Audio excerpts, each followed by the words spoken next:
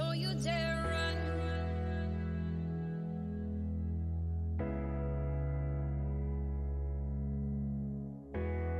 All of our words were left undone.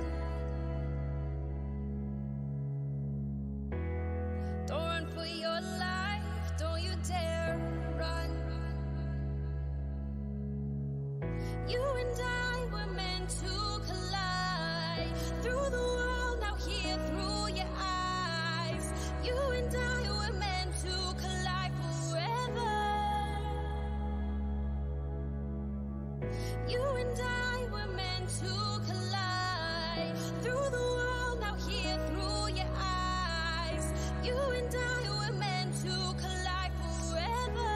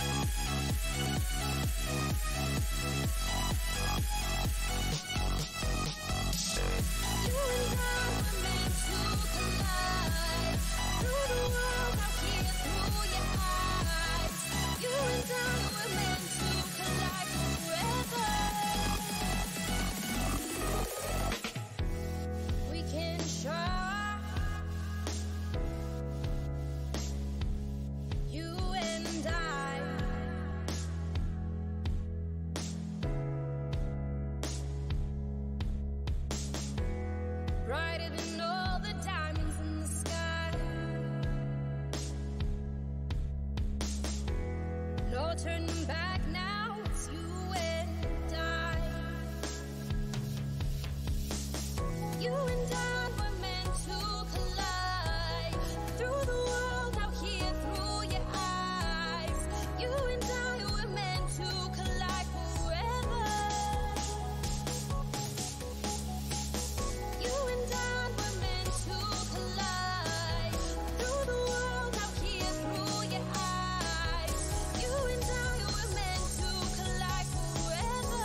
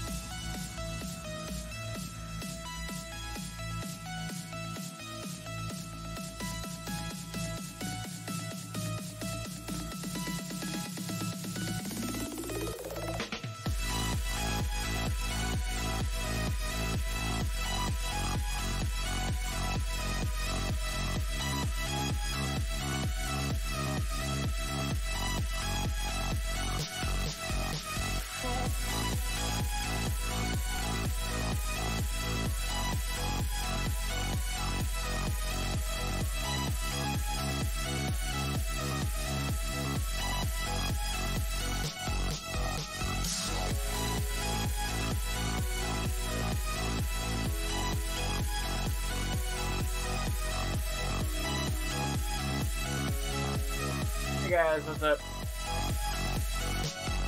Just getting started. Move the mic back so you can hear me a little better. I forgot my bike computer. Just a second. I'm gonna track stuff quick.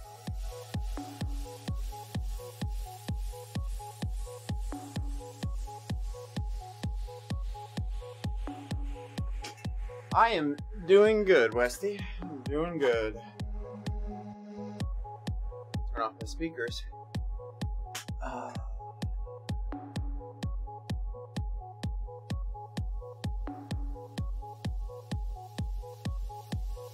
we're gonna do just some working out today. We're gonna do it a little different style though. We're gonna do a Zwift workout, but we're only gonna do free riding in the Zwift workout. We're simply doing the workout to break apart and show some average power on the screen. So that's really the only purpose for it being in workout mode at all. Getting the Wahoo element started up here.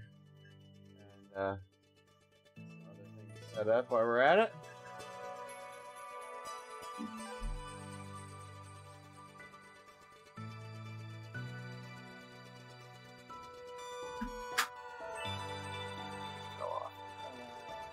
Okay. I'm knocking stuff down that I want.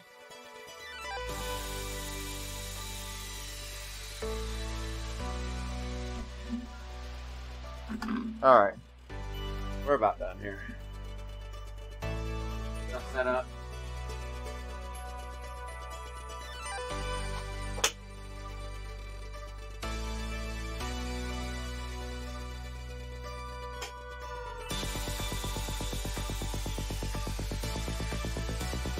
Okay, let's calibrate the power meter.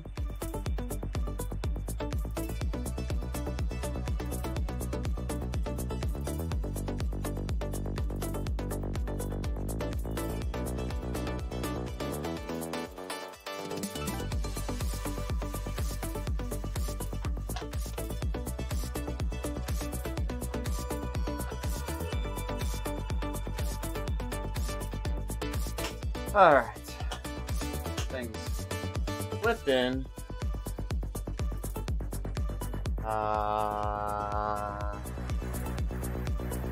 Okay, that works.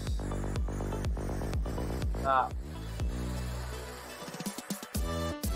Work out. Okay. That piece is done. I got too many apps open on my phone. And let's get Zwift going now.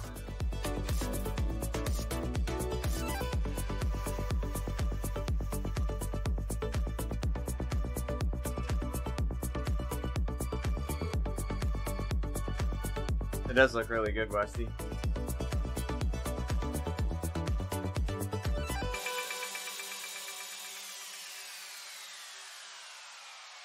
Really no difference to speak of.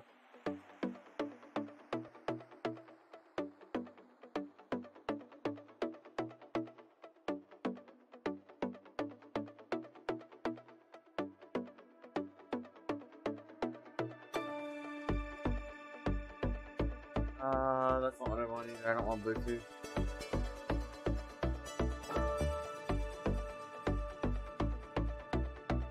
I want FEC. Come on. FEC.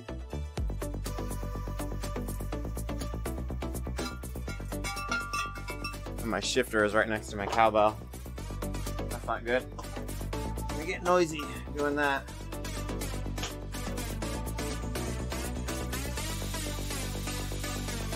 Alright, there's FEC.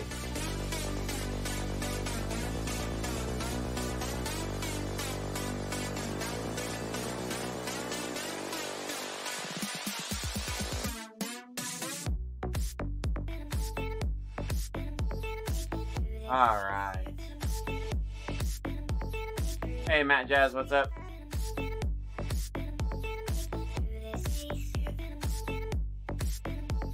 Alright, so we are going to do triple loops.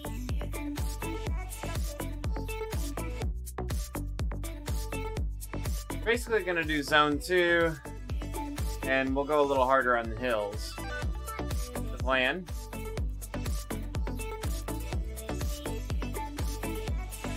And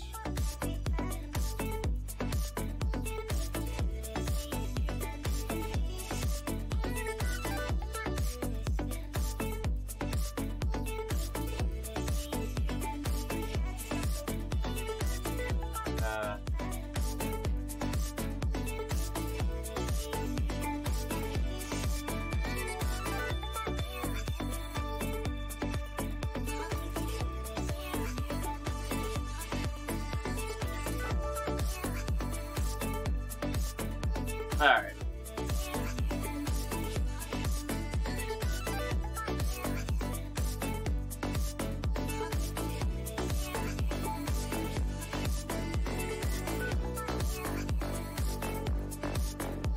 I'm gonna assume no drafting. Let's go fast. I'm gonna go Cervelo.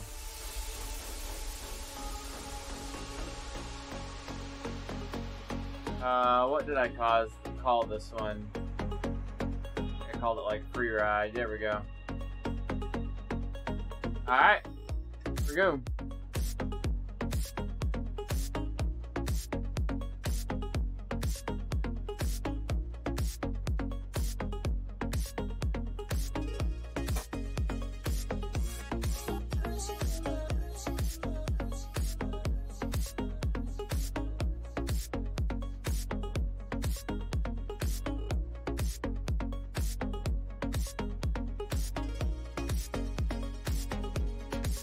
Nice, Matt. Nice.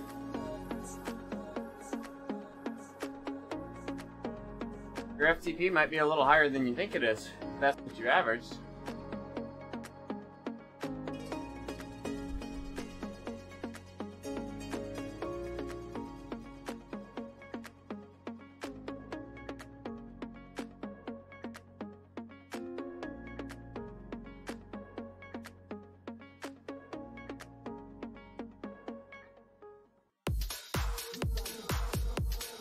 Alright, I think we got sound set up good now. I think we're good to go. I do need to get you guys the Zwift sound again. I'm gonna set this every stinking time. And I complain about it every stinking time. Now you should have Zwift sounds.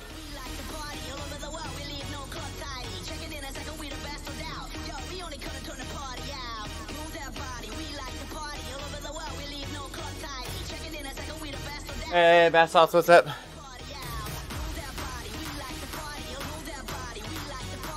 Basically what we're gonna do is we're gonna ride. I'm not doing a 5-hour ride. I'll use the tab to move from free ride to free ride. We're gonna warm up, and then we're gonna do zone 2 on the flats. We're probably gonna ride like Sweet Spot up the hills, but we've got it set in free ride mode, and we can just watch the average power. And we'll rest a little bit going down the hills, and then back to zone 2. We're doing it on triple loops, so it's like 25-mile loops. So you're basically gonna have somewhere around, you know, let's see, probably a 30-minute zone 2 effort, and then a couple of, you know, 7 to 10-minute, maybe like Sweet Spot efforts in each one of those loops.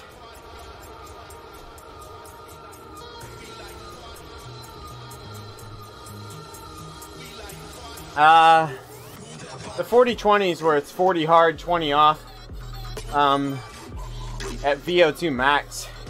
They're not really sprints. They feel like it. You don't want to be doing them at sprint power. You want to be doing them at VO2 max power. So I do my 40-20s where it's 40 seconds at 120% and it's 20 seconds at 45%. And I do 12 or 13 of those in a row.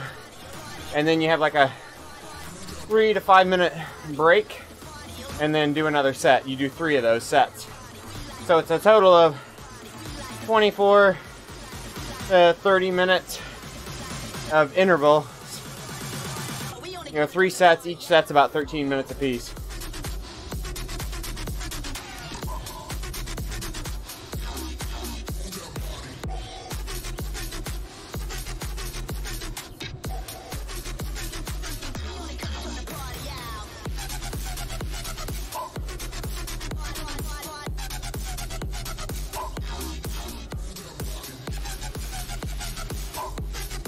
Oh, so you're doing 20-second sprints, 40-second rest. Yeah, those would be tough. I've heard of similar workouts, but I don't do a lot of full sprint workouts.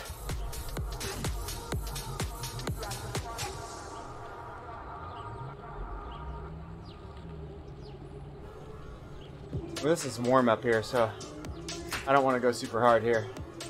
We're going to bed. Come on, it's afternoon, Basalt.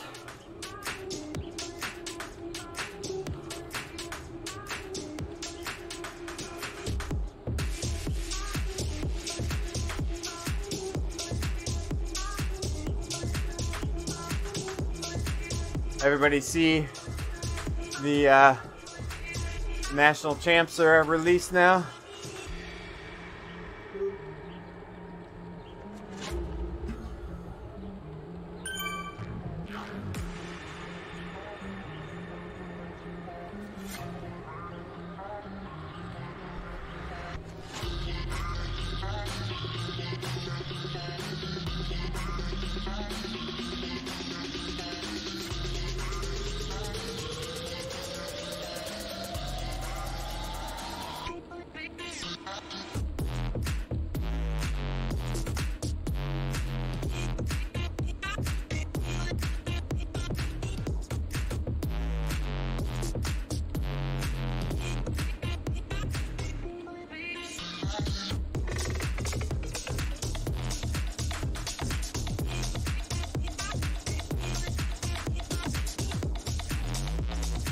I don't have a lot of fan on right now.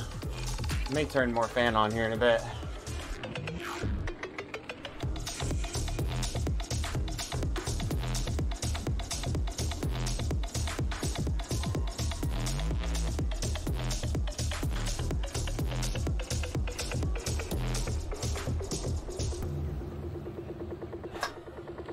I'm gonna plug my food in for lunch quick. Trying to even remember what I ate for lunch.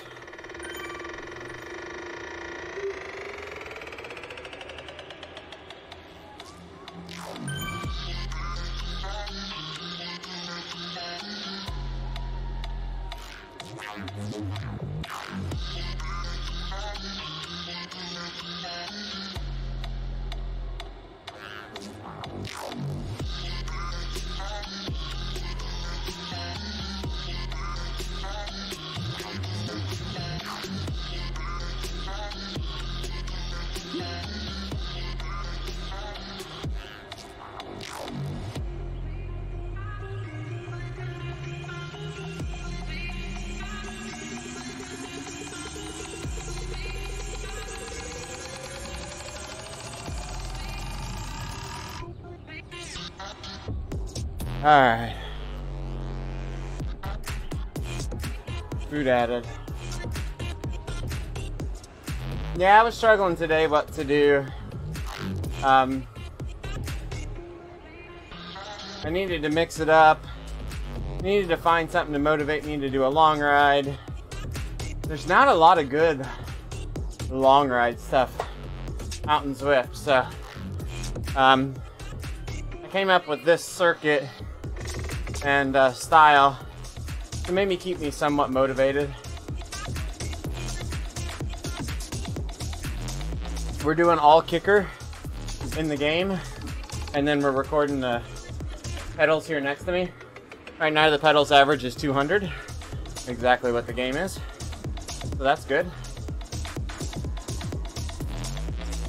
We're gonna reset the lap on the Element Bolt every time we reset the lap on Zwift, so we'll always have an average power that matches the two segments. When we get to the base of the hill, we'll tab to the next interval. Yeah, that's what I'm wanting to... What I want to represent today is like an outdoor ride with friends kind of thing, just a long, steady ride, maybe some effort. Just wasn't quite warm enough that I wanted to throw on the clothes and go outside. It's a nice sunny day here. The high temp is about 41. That's only about 7 degrees, 6 degrees above freezing. Or 9 degrees above freezing, I'm sorry. Just a bit too chilly. Maybe 50 degrees, I'd have went for it outside. But 40, Nah, it feels good. Like walking out of church today, it's like, maybe. Because it's a bright, sunny day. Beautiful day. Just too blasted cold. So, couple more days we're going to be in the 50s. No rain till Thursday. So we might hit some Monday, Tuesday night evening group rides. We might get some of that going here. So we're going to bump a little bit more effort here at the banner. Maybe hold 220-ish. It's interesting going through that banner. It did the same thing as before. Immediately jumped to this stupid high average. I don't understand why. I didn't increase effort. I'm not in ERG mode. Nothing like that. But when I went through that banner, Zwift's average went up to almost 400. And I didn't burst at all.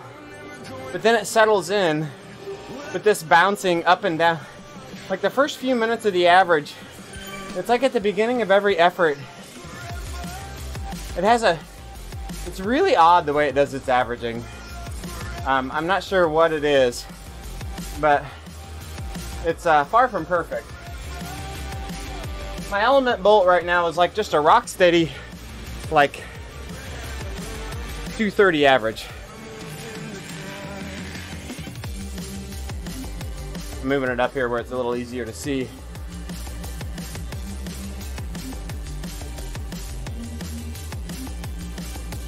May even be able to,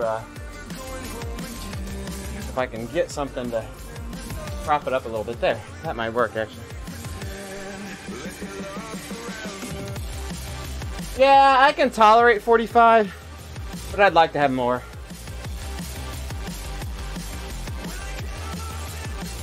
Like 225 is the average on the Element Bolt right now. It's just like those first few seconds of the interval on Zwift give you too much average, and then it comes back down to reality.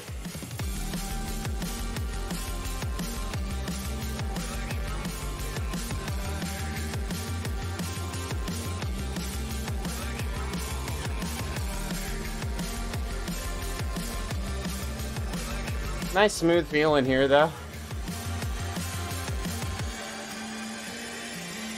Now, I'm riding free ride with no flat road setup. So I manually manipulated the ZWO file. So I should feel the terrain in my kicker as well. And I seem to be feeling variance in the road here. So I'll still have to shift. You know, we've got trainer difficulty set in the, you know, about halfway up the slider.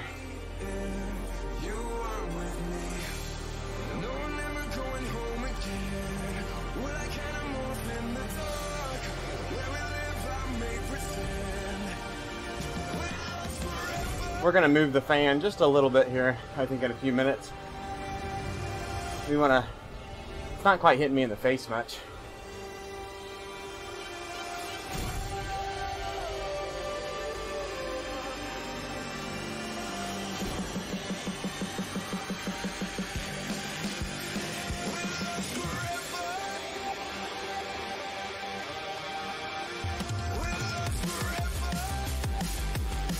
So we're gonna do triple loops. Triple loops basically does a London flat loop, a Keith Hill, and then a Box Hill loop. So it's a 25-mile total loop where the first half is flat and the second half it's Keith and Box Hill. So we're gonna do probably like sweet spot intervals on Keith and Box. So probably around 300 watts probably on the hills, and you know, 230s on the flat, and we'll do pretty good recovery on the downhill segments. You know, probably under 200 on the descent.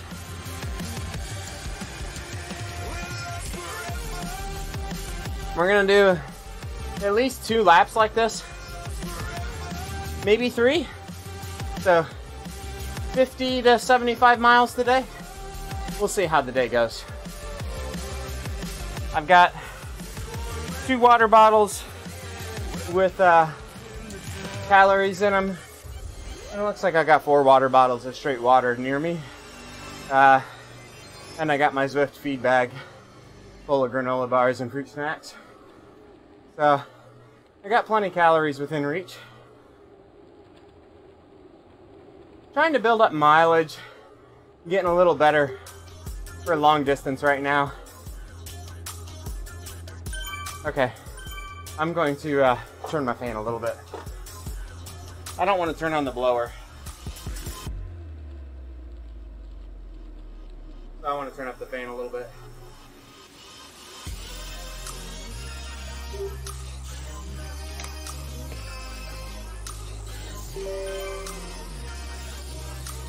There we go. Trying to get this fan to hit me in the head just a little bit more. There we go, that's better. If I can get this fan to hit me in the head a little bit more, I won't need to turn on the crazy hard blower, which I don't want to turn on. Okay, that's hitting me in the face now. That's good. So my average is going to be off now. 291/64.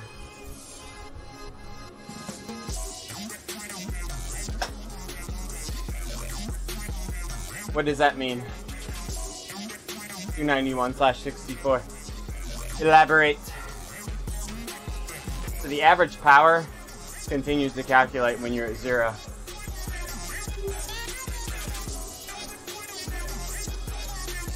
Oh, okay. So you did 290 watts for 64 minutes, I think is what you're saying there. Nice work.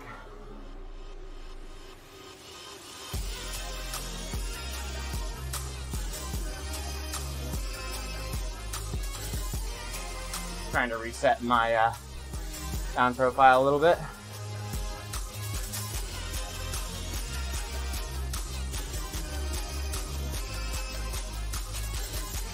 Okay. 291 watts divided by 64 kilograms. I gotcha.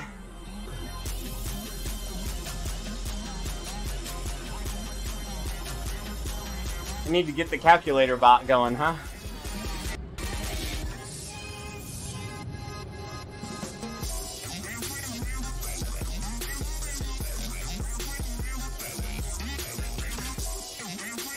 We got a few of you out there. Any opinions on the national champs? A little bit of grumbling going on, but not much yet.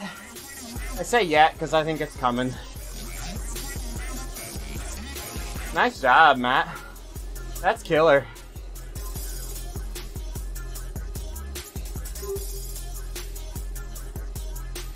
The great Zada term is back. It's back and different, but yet the same. I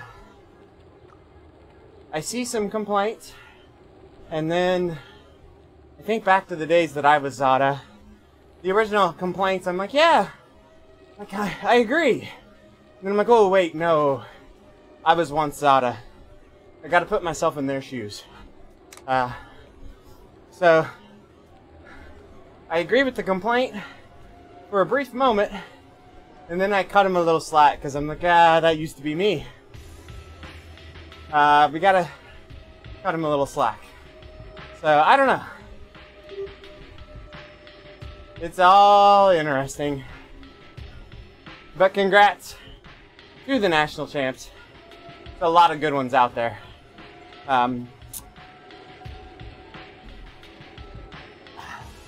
What is this?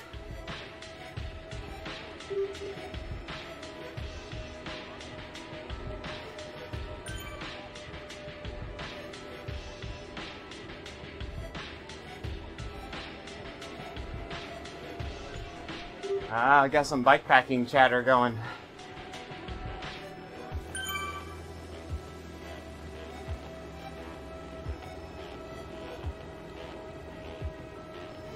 So how'd it feel to get outside, Matt Jazz? I know for me it was really nice getting outside a little bit.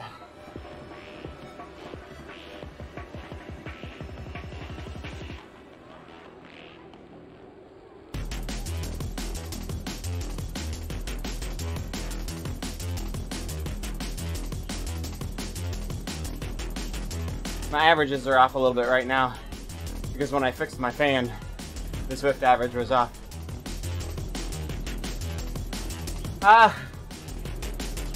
That is huge, man. Yeah. So I went outside on a parts run. I guess it was last Friday. I think it was. So about 9 days ago. And just rode to my local bike shop, about 10 miles away. Hammered pretty hard on the way there. Rolled in with like a 244 average for the trip there, minus the little section in town. You know, so like 8 miles of headwind at it was like a 4.9 watt per kilogram average. And then got my parts, headed back home, did a similar like 230s for a similar distance. Actually did 400 for like a 4-minute section on the way back. And gosh dang, did it feel good. One, to do the power outside and be like, yes, it's there. To feel the bike move underneath me. It was good to get out and do the effort. And then just to be like confident that, you know, I actually set some KOMs doing it, some flat section KOMs. And it just felt good for that reassurance that it's all gonna translate once you get out there and start hammering.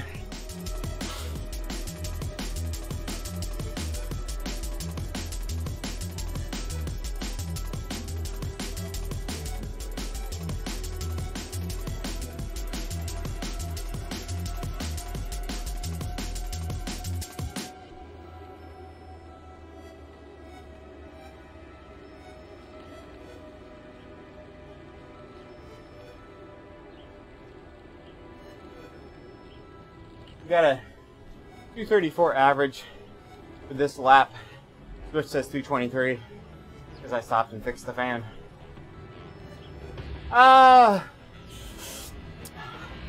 Matt Jazz, you know, honestly, it's hard to say.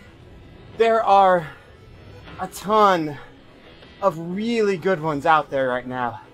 So to say the most reliable, I think it's just, at this point, a really big list of really good ones.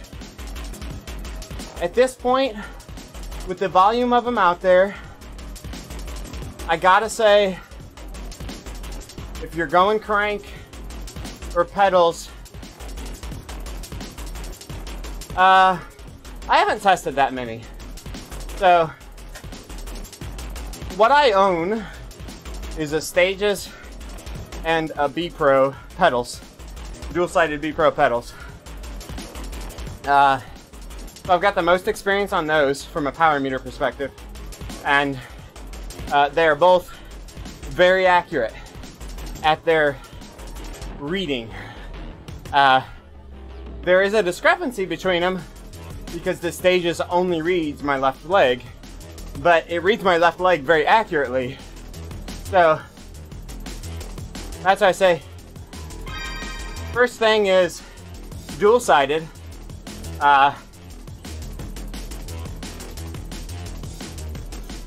So dual-sided is important. The PowerTap pedals are good. The Favero pedals have been good. Some people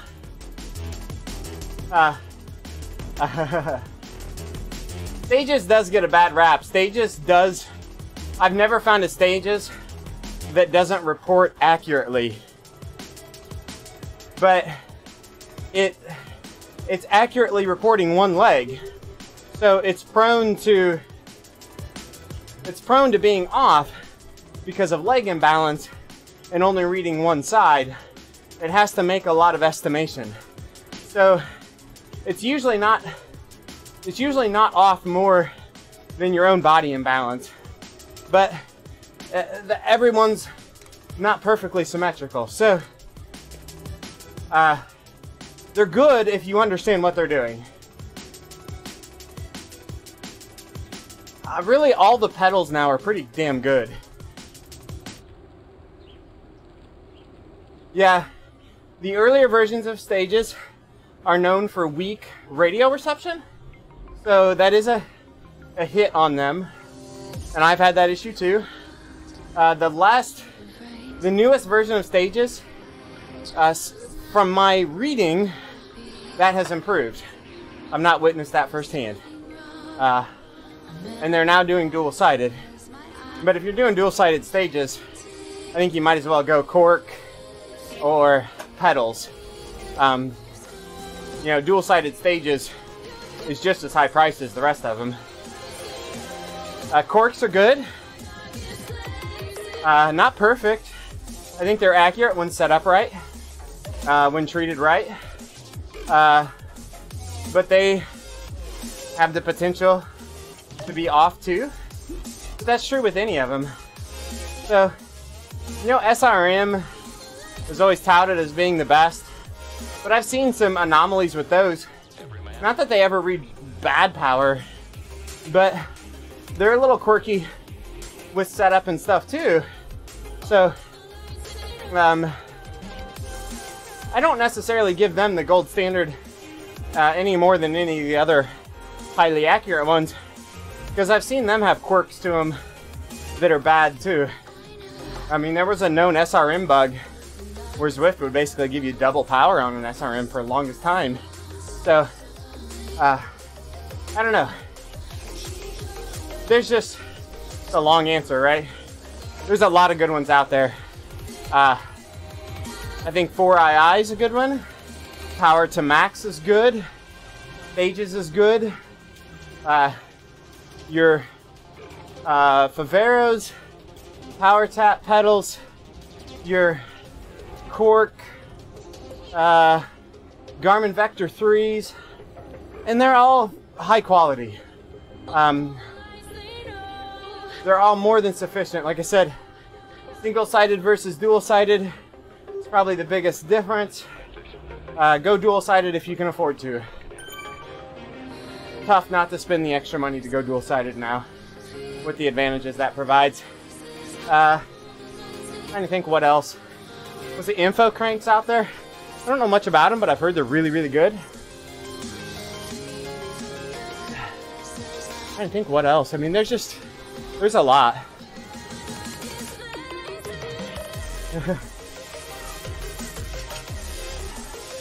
A Power Cal strap.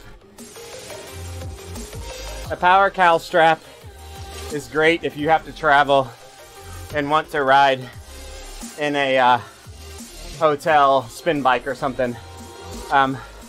They're good for the purpose if you understand what they are. I actually don't knock the Power Cal strap. I think it's great if you understand what it is, but to ride it and say I've got a power meter is just flat wrong. It's not a power meter. It's a power estimator. It's no different than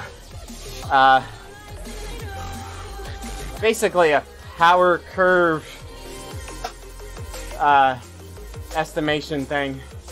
My Favero support experience was good, other than just having to deal with shipping because it was Italy. But I think that's a fair point, Westy. I would lean toward domestic companies when you're looking at power meters. So depending on where you're at, if I'm in Europe, I might pick Vero over Power Tap because they're more local, and I don't know what the Power Tap distribution is like.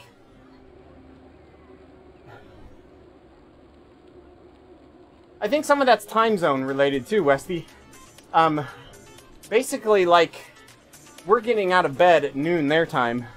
So if you send them a response in the morning, it may be 2 o'clock in the afternoon, if the service desk answering the emails workday is, 7 to 4, he may be getting in an hour before he leaves every day.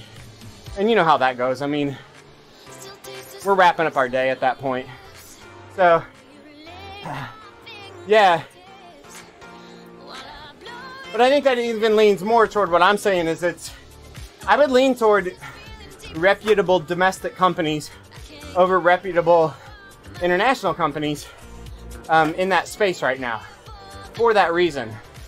And some companies probably have better international service and international representatives than others. Like, I believe Wahoo goes to the EU pretty well. I bet Garmin goes to the EU pretty well. But I don't think PowerTap comes to the US real well. Or comes to the EU really well. I don't think Tax comes to the US as well as it probably will once Garmin gets fully engaged there. Favero doesn't come to the US really well. So I think that's something to consider with all of that.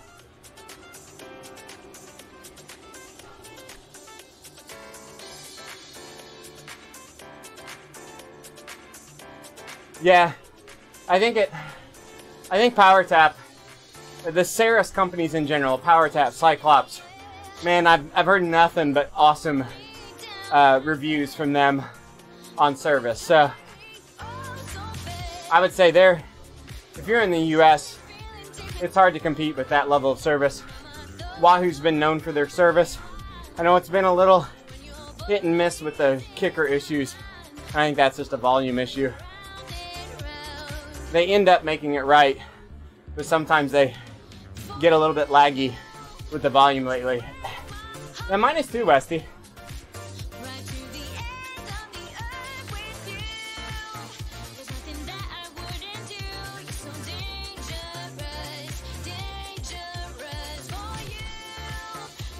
Oh, nice. I shipped my old one back right away, but it had a broken bolt, so it wasn't rideable.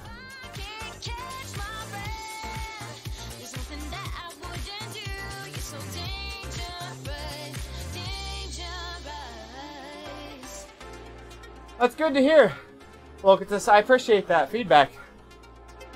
I'm good, Bugsador, I'm good.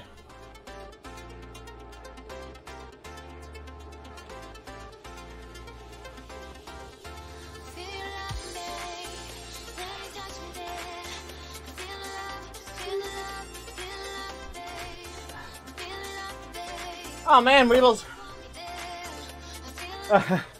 Doing along right here. So, no racing, nothing too crazy, but we'll do some efforts up the hills. Sorry to hear you haven't had a good day. Maybe it can get better. Yeah. I've not heard of anybody having a noisy kicker fully fail on them. So, keep beating on it, Bruise Games Rides. They'll take care of you.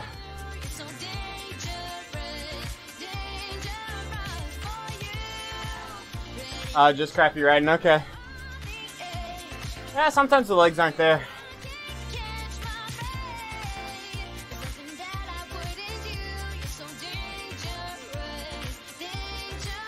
Yeah, it happens.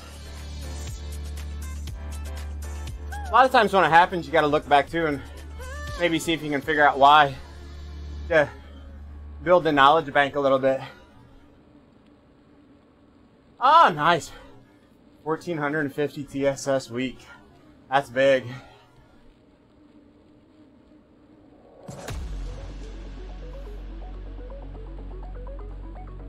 Oh, nice. Look at this. That's good to hear.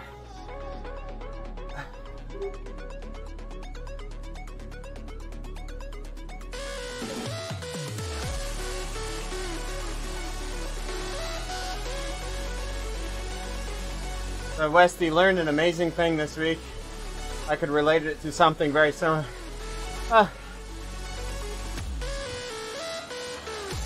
Yeah, and it's a good lesson, Westy. I mean, I've gone through that too. When I just kind of have those really flat or really tough valleys in my in my motivation, in my fitness, in my legs. You know, just, I want to look back and see if I can kind of see some trends. So I pay attention to that, like, and not just from a fitness perspective, but like, oh, I've been busy this week, it was stressful at work, I fell off my diet tracking, so I've been eating poorly. Like, see if you can understand what might be a trigger.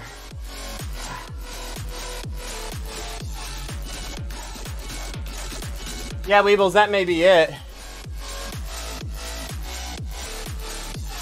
So if you had a couple of really strong workouts, it might be recognizing next time, like, getting the right break scheduled after that, because maybe the fizzle of today might have been detrimental to the gains you gained then.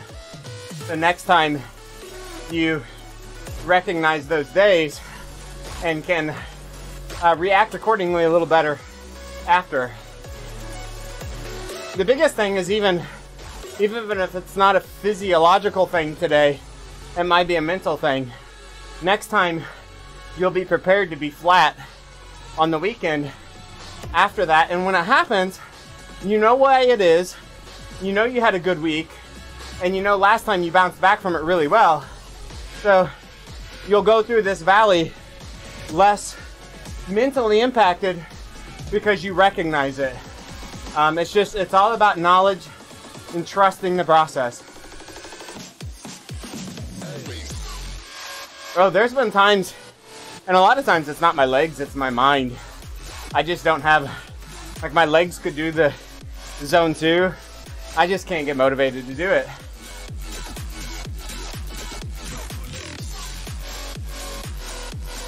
We got a 232 average in this block right now. That 228's a little low because we took that short break.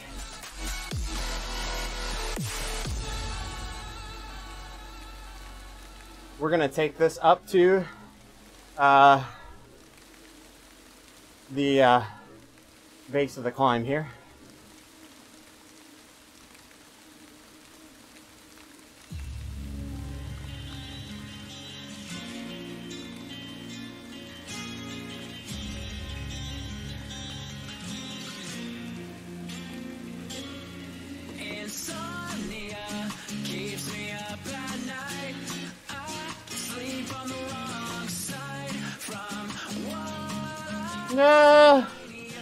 If you can use it, Matt Jazz, yeah.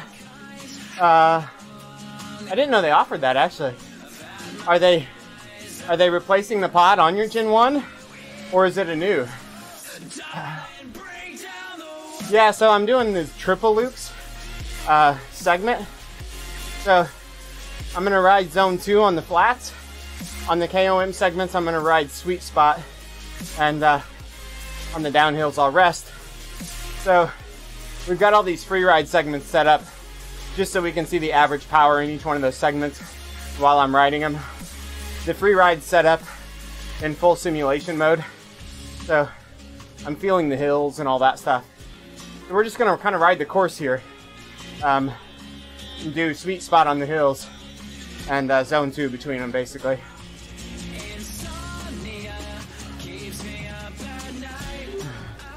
Nice. So, I'd be curious what Stages is offering you, Matt Jazz. I had my Gen 1 upgraded to a Gen 2 due to water infiltration. So, it's the same crank arm, but they replaced all the electronics.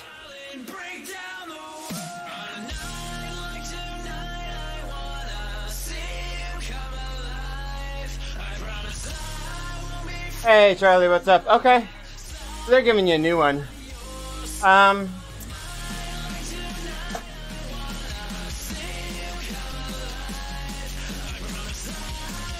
The new one's gonna be better. I'd lean on them for more than 30%, honestly, if yours is not functioning right.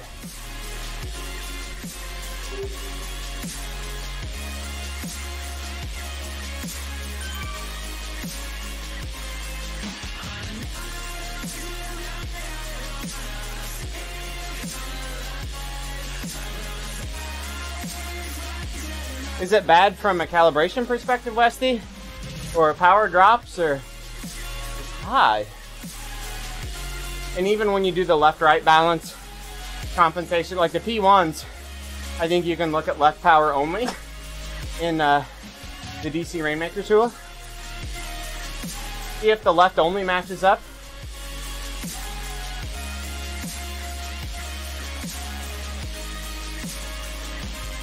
So when I compare my right only, my stages is pretty good. All right, we're picking it up here a little bit. Yeah, I had the same thing, Mark. When Gen 1 failed, well, when I say they replaced it, they took mine in and installed a Gen 2 pod on it. So it's the same arm.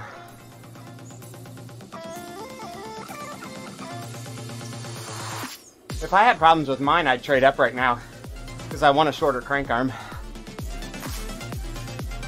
So I'd be tempted for the 30% off deal just to get a shorter crank arm.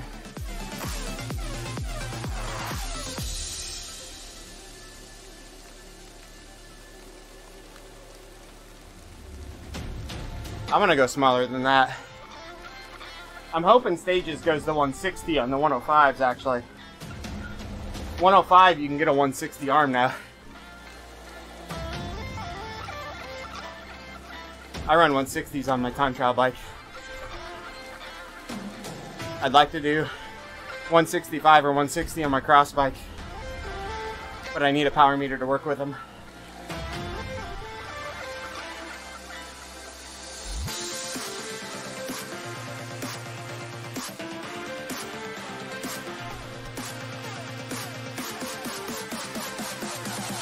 Yeah. The 165's common. Under that's pretty special. Shimano just came out with a 160 in the 105s. So I'd like to see Stages put a power meter pod on that length. I'd buy it.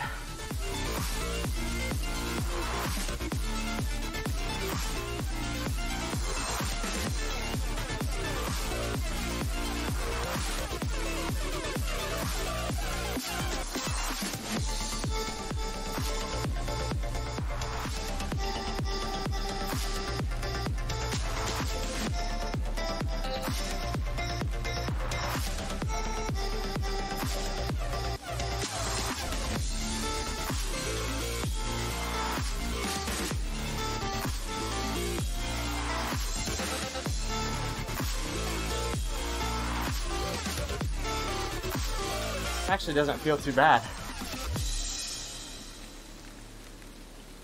Gotta remember it's a long ride. You don't burn a lot of matches early.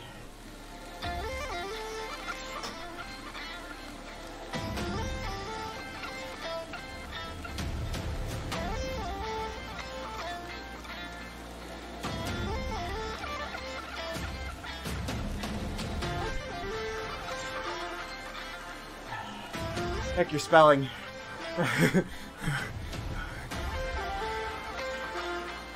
I've got a thing that reads chat in my ears, and I was like, wait, what?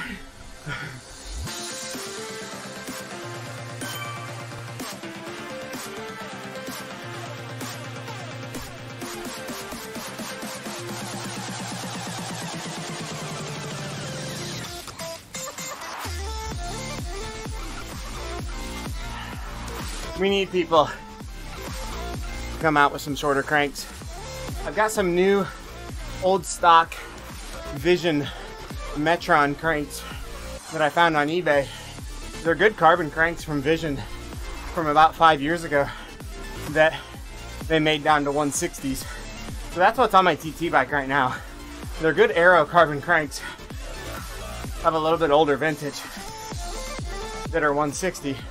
Otherwise, to get under 165, you got to go to somebody like Cobb and spend a lot of money on some cranks that aren't optimal for time trial.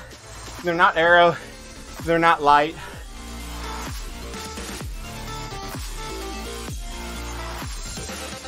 A lot more people going short, especially in the pro ranks, on triathlon, I want to see more people, more companies go down to maybe 155 or 150 on crank length.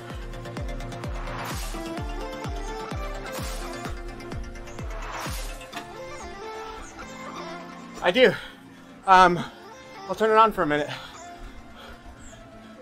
Okay, you guys hear the chat audio now. It reads the chat to me.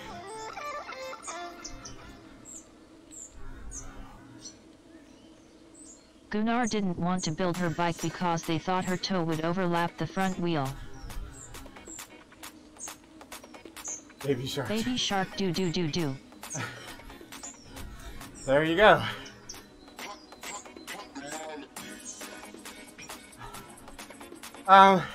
I've got bikes that overlap the front wheel, toe overlap.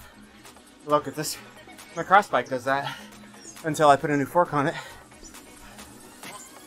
That's not abnormal. I'm surprised they wouldn't build it. You just gotta know. So, like U-turns in the road and tight, like cyclocross riding, you just can't let it catch you by surprise. You can ride through it. It doesn't bother me. It just startles you when you first get it. About her small shoe size. Yeah. I think I got 175 millimeters cranks. All my bikes came factory with 172.5. I run 172.5 on the road bike and on the cross bike right now, and 160s on the TT bike.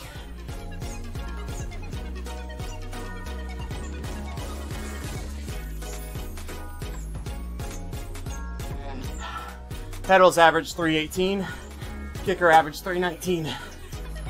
My name is Microsoft Sam.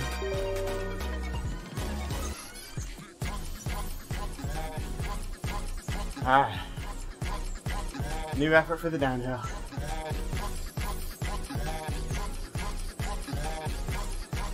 We'll let Mark have fun with this new toy for a while.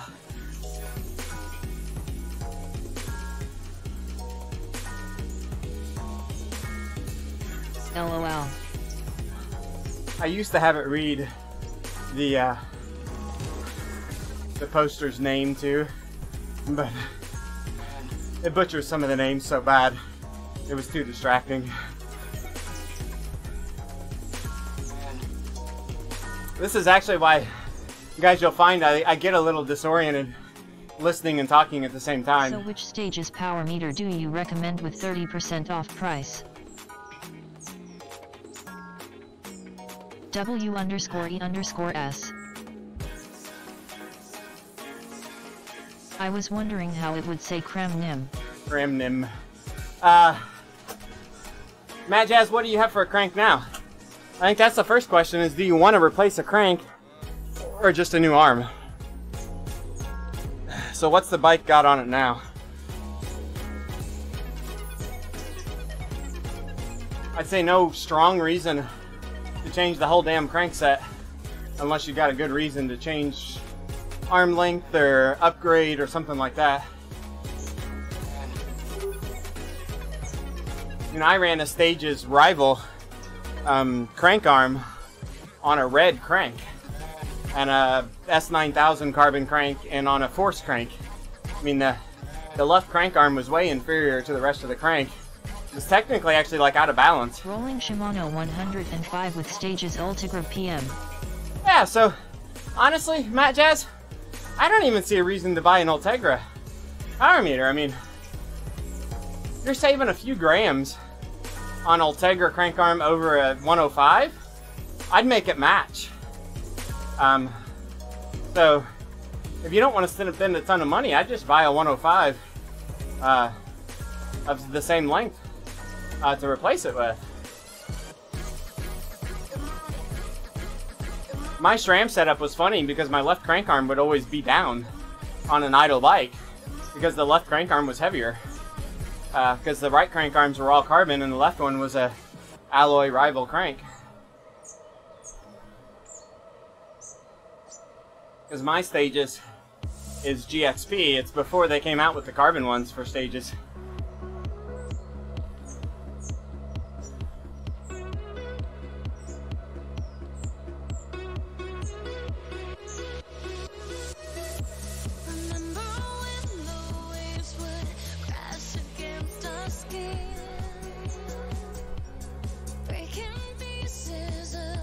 I bought Ultegra just because SO Yeah. Everyone was selling it for cheap.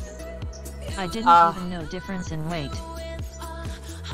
Yeah, there's a difference in weight. I think they've got some 105s on clearance right now, Matt Jazz. If they'll give you an additional 30% off the 105s that are already on clearance, but the clearance ones are probably Gen 2. I don't think they even have Gen 3.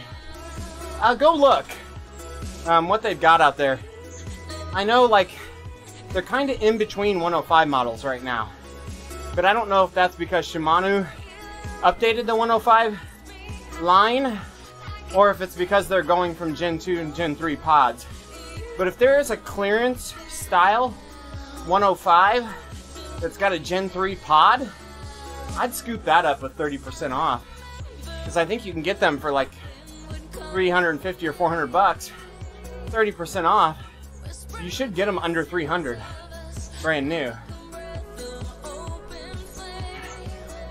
And basically any Hollowtech crank arm All power will meters fit on on this any site are Gen Hollowtech.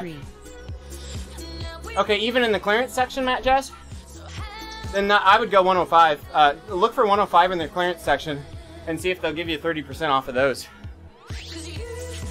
I think you can get a whale of a deal there, actually. Alright, we're gonna go zone 2 to the next hill again. We're back at the bottom. Hey May. At CS Hey, _ Pimp. tricks. Do you guys like reading the chat to you?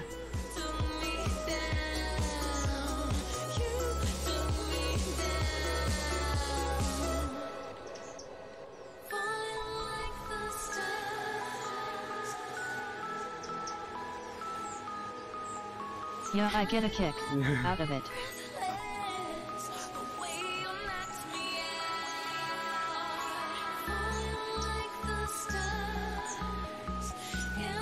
It lets you guys have a voice. There's another voice option. I haven't tried the other voice option.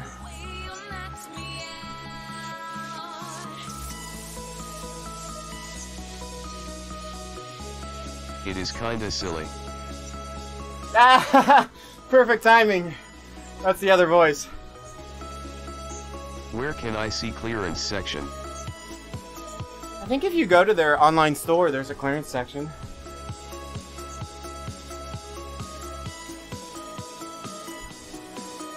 Just out there last week. You need to go to like where you're gonna actually buy it. So go to shop, and then under shop, Sounds sorta like my real voice. go to all power meters, and then, well, I thought they had closeouts, cosmetic blooms. That's what you want, the closeouts. They got 105 I'll be in 5800 for Illinois again next 317. weekend. In Linwood. I think east of Chicago. Speed skating. So, what size crank arm did you need?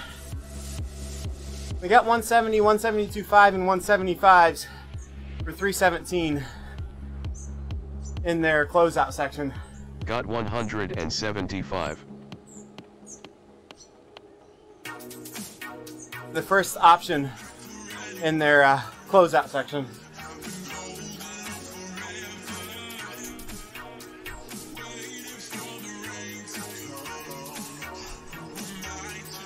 If they'll give you 30% off of that, you're gonna save about another 100 bucks.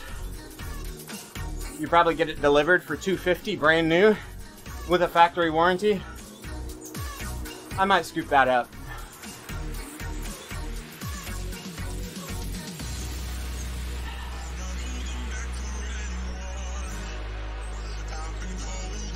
Unless you're willing to live with what you got, is basically where you're at. You're gonna spend $250 to try to improve what you got, or you're gonna spend $600 to go with something else.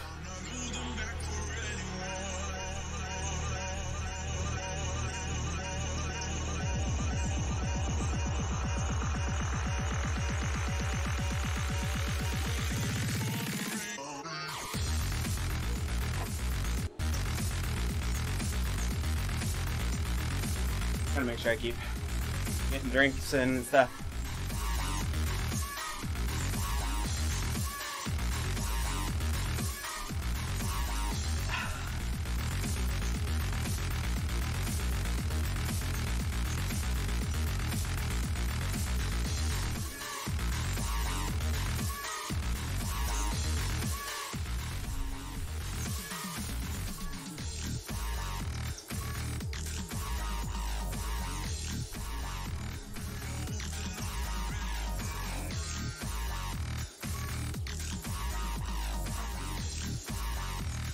The hill actually got me motivated to push a little bit. But with student life is kinda hard Yeah. to buy it. I don't blame you, man.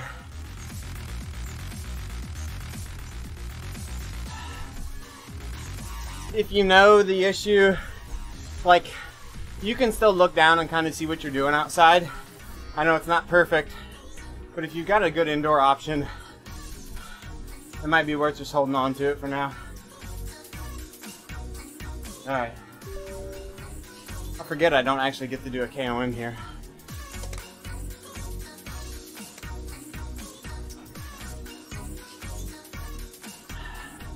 For those of you that didn't see Westy's comment over on Carissa's stream, he did solve his hot foot issue on his left foot with the saddle height adjustment, which was good news.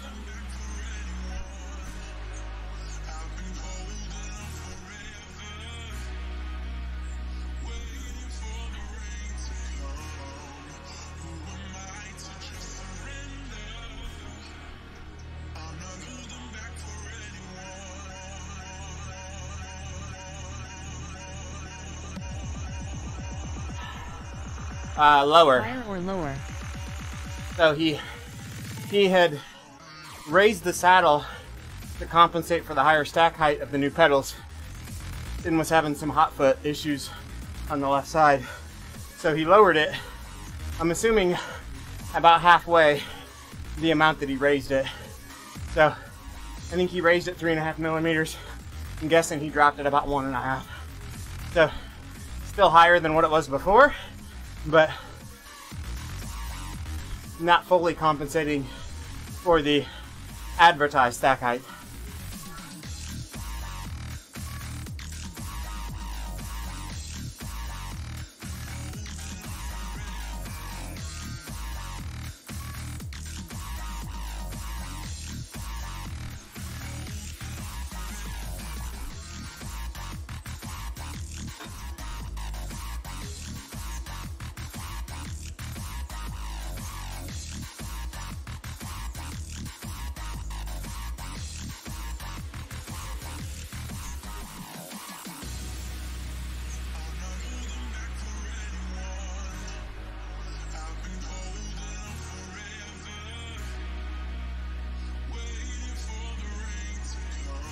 Getting some big FPS today on Zwift.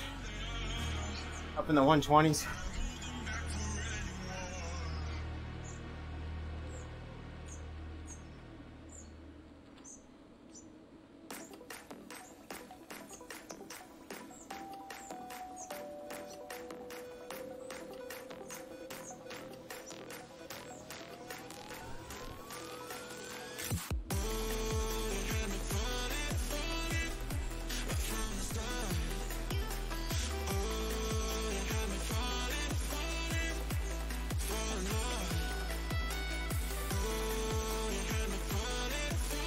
What's that number in the upper left-hand corner of screen?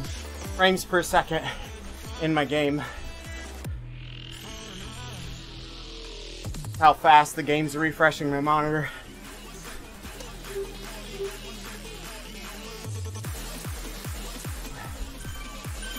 You guys don't get the full benefit because I only stream at 48 frames per second.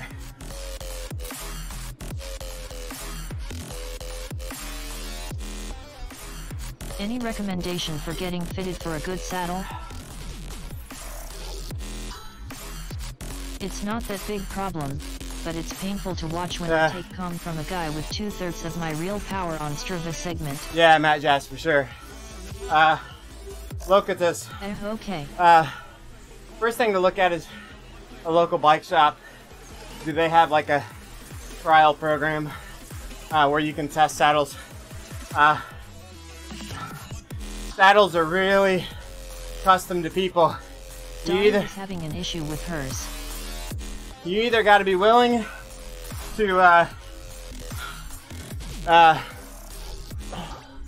buy and sell a few models. A lot of times I bought used, and then when I find one I like, I'll replace it with a new model of that same one. But some big bike shops will have like a trial program or no questions asked return policy on things like that. Maybe a demo program. But otherwise, it's a lot of research and guesswork. I was lucky with saddle. Got right saddle when I bought my bike. Yeah, Matt Jazz. I've been pretty fortunate doing a little research and getting lucky and finding the ones I like. Thanks. Soft tissue problem. Look for a good cutout and slash or go for harder, not softer. Yeah, good tips, Carissa. The padding in the saddle isn't always a good thing. Sit bone pain, then might need more cushion or different shape. Yeah, so it's a big difference if they've got a chafing issue versus a soreness issue versus a numbness issue. Three very different things to deal with. Some are just the wrong size, so they're contacting the wrong places. Others are pushing on nerves that cause numbness and nerve pain. And others just rub you raw. So you gotta kind of identify what's bothering you. If you want to talk ladies saddles, check out Cobb. He's done a lot of research. Depending on how old your daughter is, and if she can research on her own, it might be uncomfortable discussions, but Cobb has some good info on his site about female anatomy and seats. Sounds like a different shape is needed.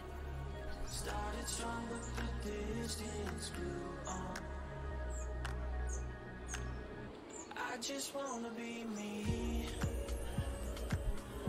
I just wanna be free. No, I don't wanna fight, 'cause I We'll send her the info. Yeah. I just wanna be me. Cobb has spent a lot of time on female specific stuff. Especially if she's a time trialist.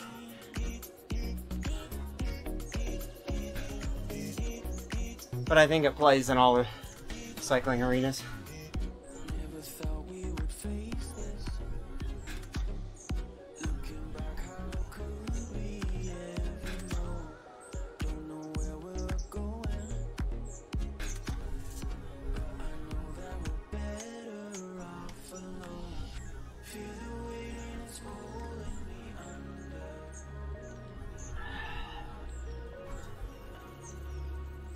Started strong, but the distance grew on. I just wanna be me. I just wanna be free. I've had to try several. Cutout made a big difference for me. For others it causes pressure points. But I Yeah. think it helps a lot of women. I'm a big fan It's of the also individual though. ISM style saddles. That split nose style. She has just started Zwifting with my wife and me. So not competitive. Yeah. I can ride my split nose much more comfortably on Zwift than my standard road saddle.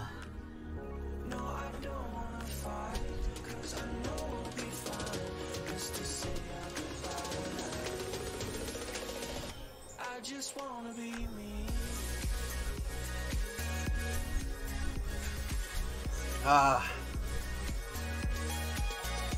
One bottle down. And let's go with a granola bar. One bottle is about 260 calories. It's about 160 calories of Gatorade and 100 calories of Tailwind. I mixed the two products together.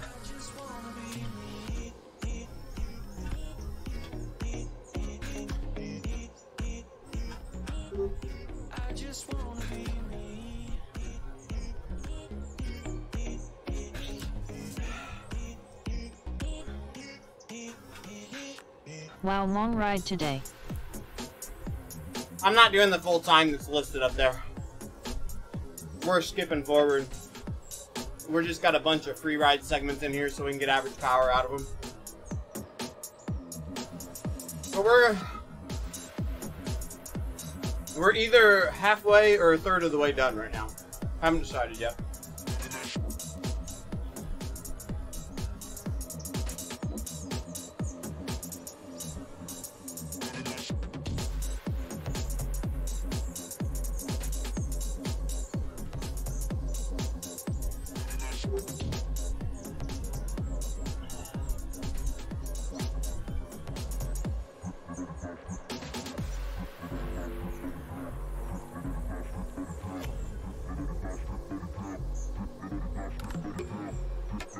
Alright, the little building here.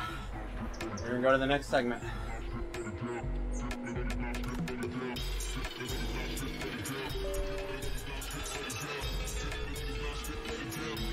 I'm gonna hold. Gotta just paint it blue. 230-ish.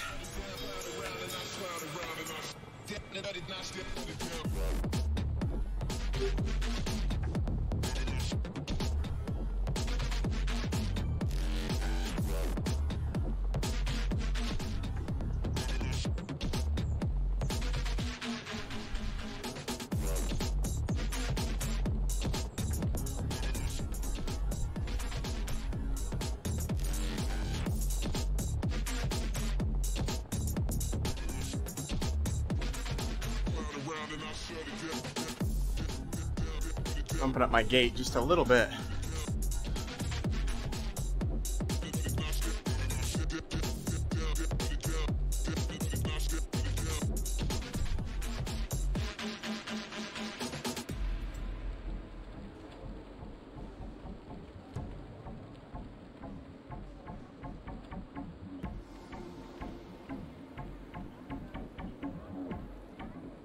Alright, I think we're good now. My mic was bouncing open a little bit too much.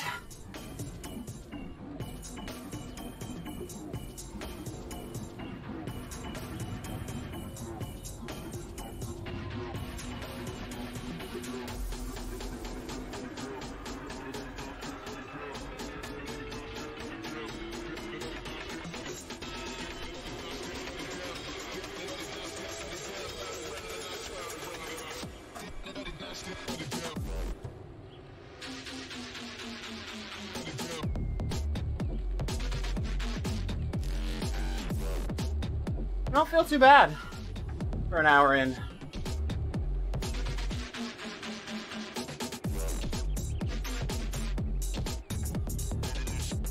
The hill efforts actually kind of get you acclimated to going harder. And then the flats, I kind of naturally settle into a little harder pace.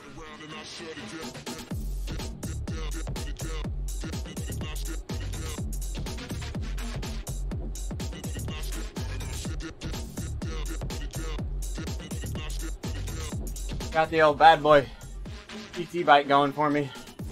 So we're going fast on the flats.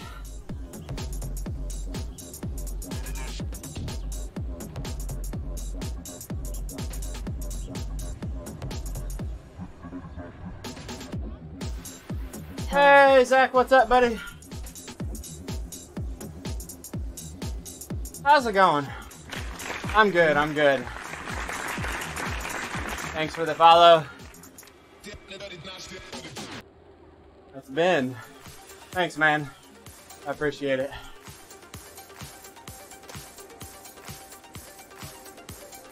I've been bit busy, but other than that, good. Busy's good. Busy's good.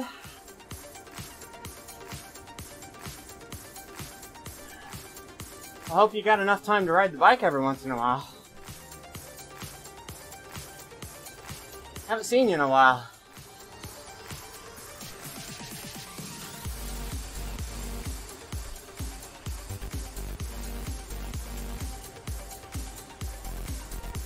So we did an hour, 10 minutes for a loop.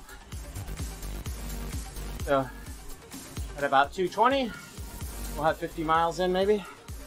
Yeah, took some time away from cycling, but I'm Nice. back again now. So are you still on your off year? Are you going back to uni next year? What's the plan there?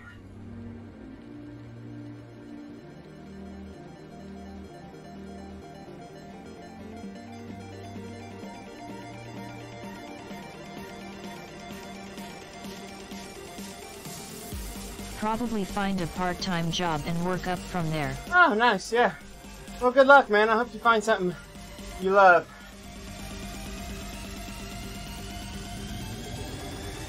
Group ride. Thanks. This looks like the herd, maybe. Nice channel. Kind of bought an Elite Turno because of your channel. Zwift is very cool for people who like gaming and want to do sports. Oh, awesome, Ben, man. I'm glad to hear that. Thanks for dropping in and sharing. I hope you're loving it. Zwift really does fill a good niche there.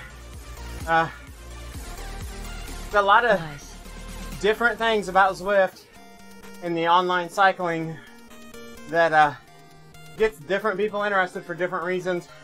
The gaming aspect, the ability to race whenever you want, to ride with different people, to meet different people, structured workouts, and there's so much more to this than just hopping on a bike and going outdoors.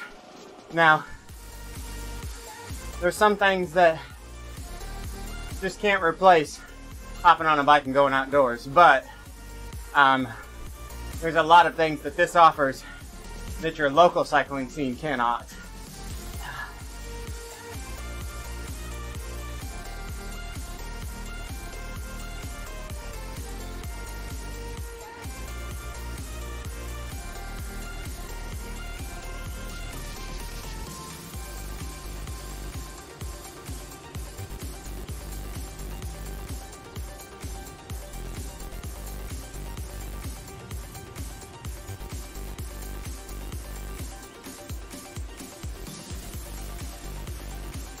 Looks like the kicker may need a good spin down.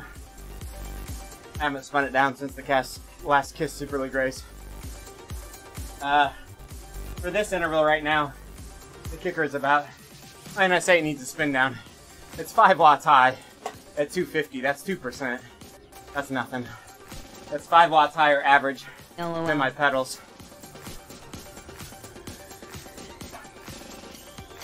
5 watts at a 250 average is pretty bang on still. True. I go riding outside, too. Just sometimes you can't find the time to ride outside. Are you into any other softwares, or is Zwift the best / only? Yeah, so there's other softwares out there. I've been heavily involved with CV Arcade, so I don't hide that. But it's still in its infancy, in its cutting some teeth stages. We're running beta, so they don't have the community yet. But I think, they've got some good ideas and some good visions. So CV Arcade is definitely another platform out there that's trying to make a go of it. And I'd like to see them be successful, but they got a lot of work to do. So we'll see how that goes. So that's always going to be the first one I mention, just because I've been involved with them in the past, and they're friends of mine. We've got Road Grand Tours, who's been around for a while. Getting a little bit of traction, but nothing major. Veloton just released some images and stuff. Looks like they're going to be a newcomer in this space. Right now, Zwift is the gorilla. No question about it. You can't have this discussion without acknowledging Zwift is on the top of the mountain and everybody else is in the valley below. I mean, it's just nobody else is close to the community and scope that Zwift has right now. So, like my parents, they switched over to full gas. They like it. It's cheaper. They're retired on a retirement income. They're tired of spending $30 a month for Zwift, and they don't do the community thing. They just like riding and seeing the scenery, and they like the scenery on full gas. So that's what they do. I wouldn't ride it. It's not for me, but it fits their niche well. Yeah, there's definitely a big difference. Zwift is definitely on top right now. There's others coming that have Zwift's attention, I believe. I don't think anybody's gonna come along and overcome Zwift. But I think other people may come along and be competitive. Peloton looks nice. They look nice. Yeah. Well, the idea anyway. My first impression of Peloton from what I've seen is I think they got a good starting point. Guys, I don't care how good it is if you can't get the people. Getting the people. It's the marketing, man. Figuring out how to get the people. You gotta have a good platform. Yeah, they seem to do a pretty good job, and but it's pretty cool. The best platform about Ruby, which seems to be real life videos with virtual characters in it. Vloggen seems to be offline only, with is interesting. I didn't know that, Rogers. Or that's what Yeah. I believe it is. Ruby's a good one.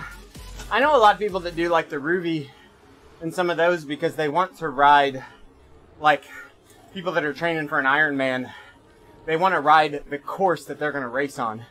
So that's one thing Zwift doesn't do that I think somebody could get really good at is course replication stuff.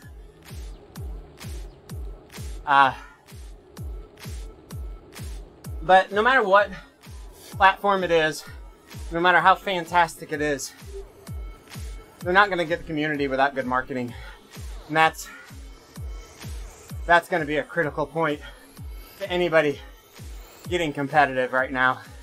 Is Zwift is on top just as much because of the community as it is its own development stuff.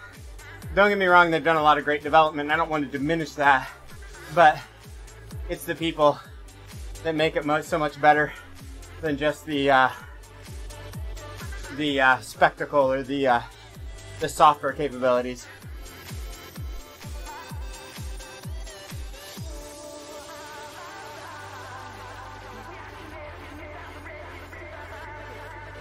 You're drawing me in, and I can't slow down. No, can you feel it too? There ain't no stopping now. Feet off the ground, head to the sky. Yeah, wind by my side. You in my vision, directly we collide.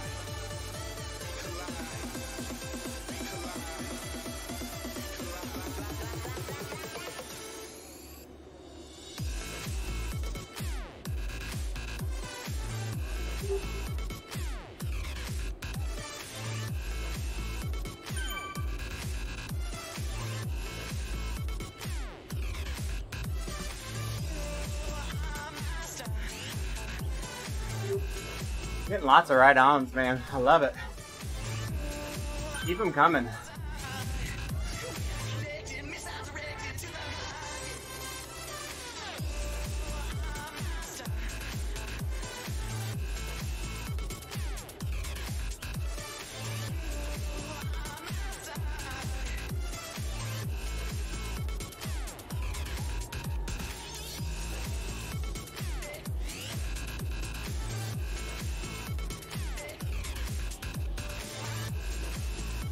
My legs feel good. This pace is nice.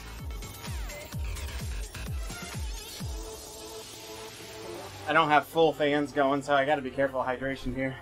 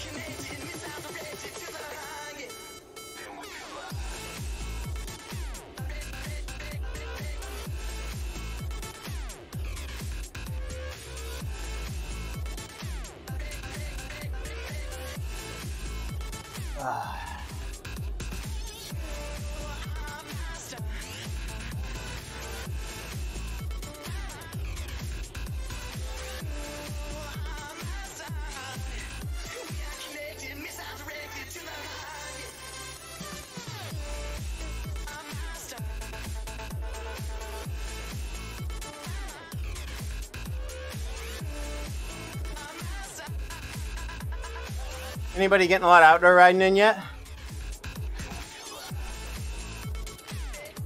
Starting to get some of the winter stuff winding down on Zwift. What's coming up next? Who's on Zwift? Yeah, I do all my riding outside. Oh, good for you, Zach. It's been either cold or warm and raining here. Yeah, that's the way the last week's been here, Porch Cat. It's not going to be super warm this week. I think after today, we're going to get warm enough to go outside and no rain till Thursday. So, I may get some evening rides in this week. Looking forward to that. I finally completed a group ride on Friday as well. Oh, outdoors, Zach? Outdoors? That'd be awesome. Did you meet some new friends? Yeah.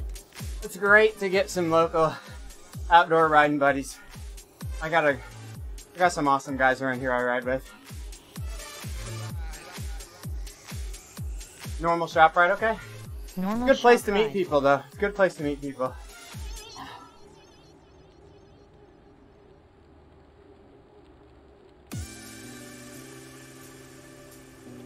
You being a younger guy, Zach, I know on my local shop rides and that, people really like to Headed out yesterday with the intention of riding. chat up the young guys. Yeah. How'd that go? Riding 90 miles. I know here the local guys will really encourage the younger riders. You know, I'd say under 25-year-olds. Really try to get them plugged in to keep the numbers growing in the local cycling scene.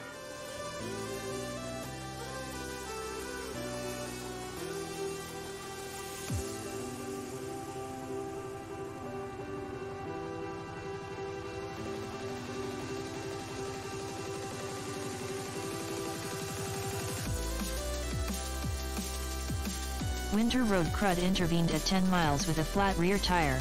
Oh no, man. That stinks. Had good luck so far.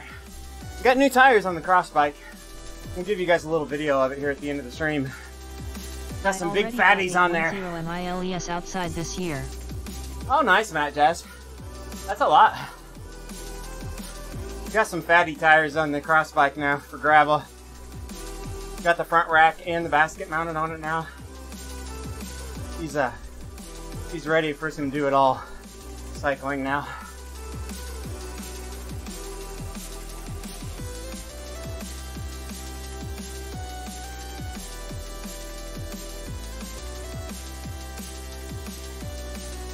went tubeless too, so we can do some cushy like 35, 40 PSI in the tires. It rides phenomenal like that. Not fast, but it's comfy. Tubulars aren't easy for roadside repair, so wife drove the sag wagon. Ah, that was nice of her. Yeah, I've only briefly rode tubulars, and I got rid of them. I never had a road flat on them, but just Hey at a lot of Rogers hassle. 1001.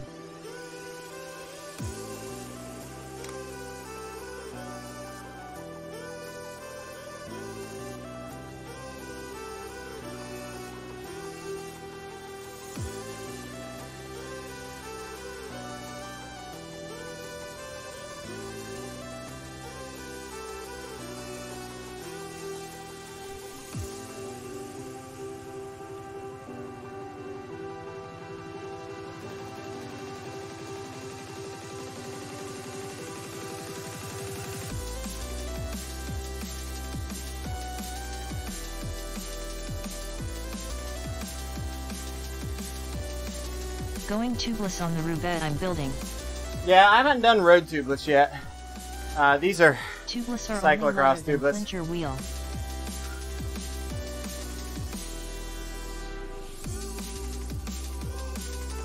The pressures in the road tires with the tubeless can make it a little more difficult. I don't want to pay for the wheels that'll do that. Just curious, is it okay to ride standing up or better stay seated? I am a little worried about my frame taking all the power. Don't worry about it, Ben. We sprint over 1200 watts out of the saddle. This frame has 40,000 miles on it. Probably half of that on Zwift. Carbon fiber frame. Never had a problem. People will disagree with that, but I wouldn't sweat it. I've not seen anybody prove that the trainer has broke a frame.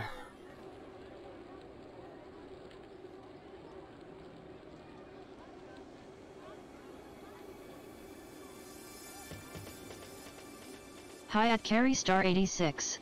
Now, just in general, seated pedaling's more efficient, but for Okay, full THX. maximum watts, you got to get out of the saddle. Just don't try to rock the bike side to side. Standing up gives you more power and higher heart rate. Yeah, standing up's a little less physiologically efficient. So if you need to do a long climb, you're going to be more efficient in your physical body staying in the saddle. But short bursts out of the saddle for a little kick, you can get higher maximal watts. It's also Probably good running around 80 from a side comfort and tubeless. perspective too. Yeah, 80 psi is probably a good road tubeless psi actually. You can really bring the pressures down, get a lot more comfortable ride out of it. But yeah, on the trainer, just getting out of the saddle now and then, really just for relief, get a little blood flowing to the saddle area is pretty big too. For us, 14, thanks for the follow, man. Really appreciate it. Love the support you guys give me. I run 135 on the tubulars. Yeah, you'll definitely know a difference between 135 and 80. That's one reason I got rid of the tubulars, is they actually felt slower on the TT bike because I had 21 mil tubulars, I'm sorry, and I ran high pressure in them, and I run 23 mil GP 4000S's now, and that's always been my go-to.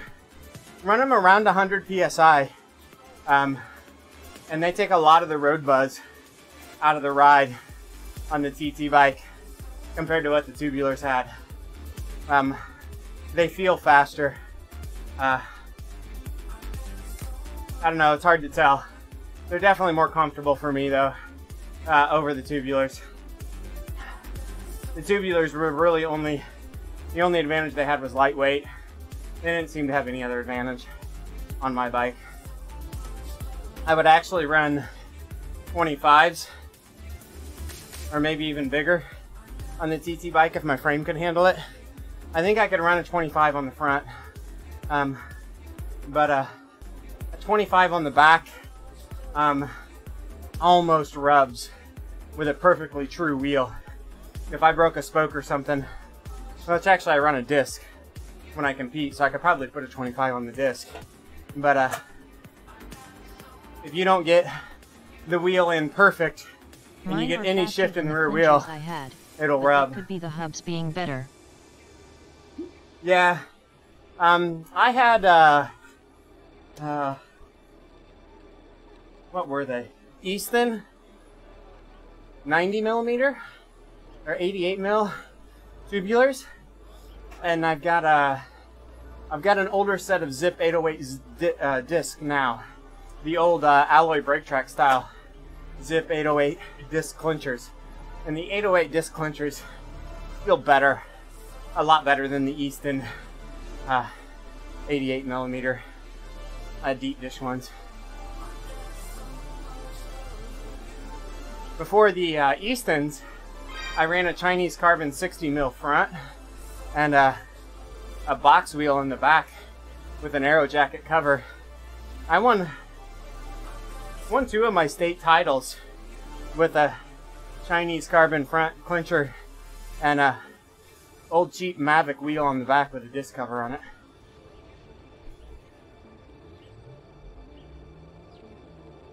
It was a pretty aero setup.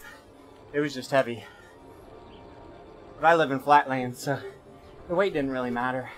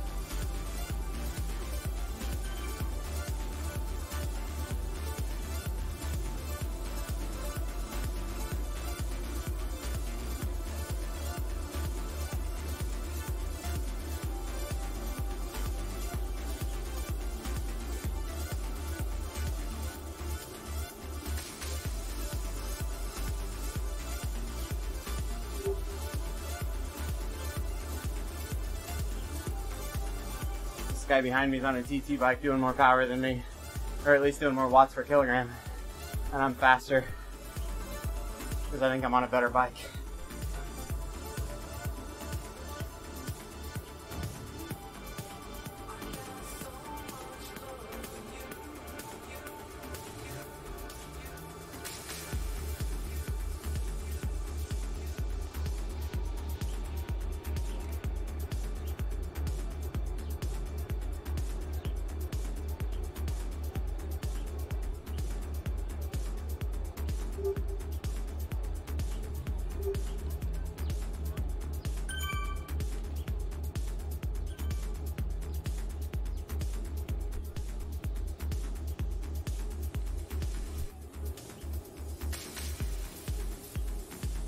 Pushing a little bit too hard here. Got a little too much green in my chart.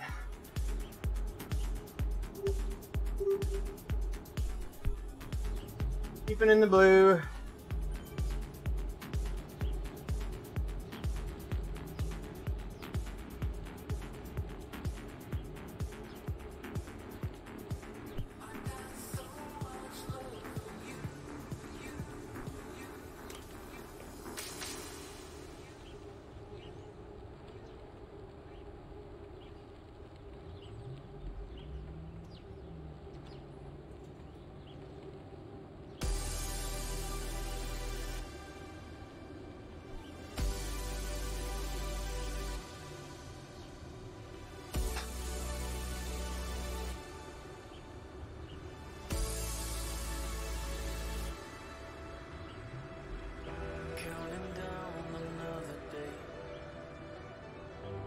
a wish and blow away. You go further than the Milky Way. In my mind, I'm trying hard to rearrange all these problems that been done. I've been known to be wrong, searching for some higher ground, just looking for something I can hold on to.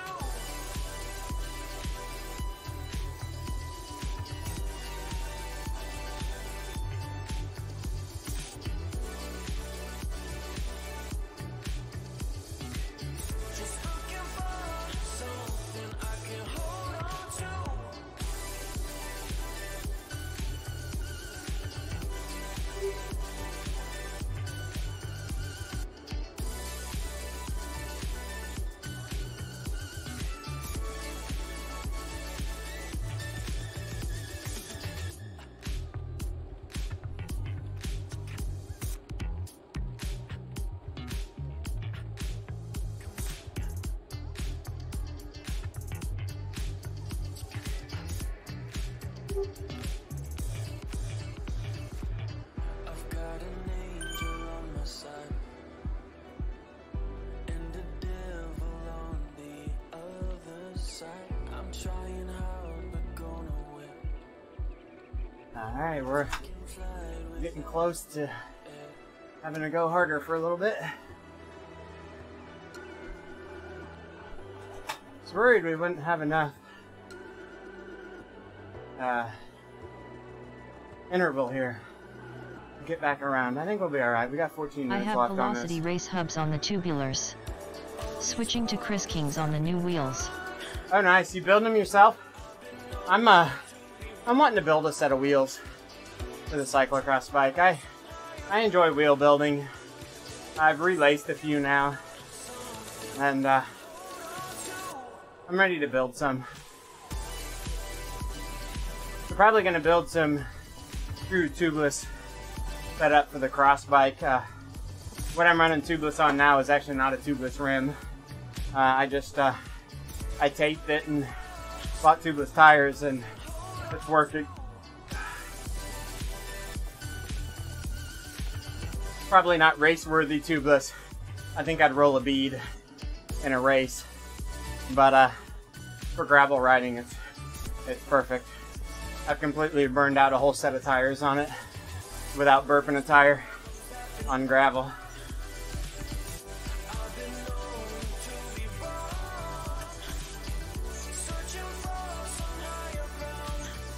Yes. Local shop has one-on-one wheel building. Oh, that's class with their awesome, master man. Builder. Yeah, I bought a trimming stand and all the tools to do it, and I relaced one of my road wheel sets that kept breaking spokes due to corrosion, and man, I love doing it. I'd love to start building some of my own. Still not cheap. You can save some money and put together some good stuff that way. I like working with my hands and you know, like precision work like that. It's pretty cool. I'm a mechanical kind of guy.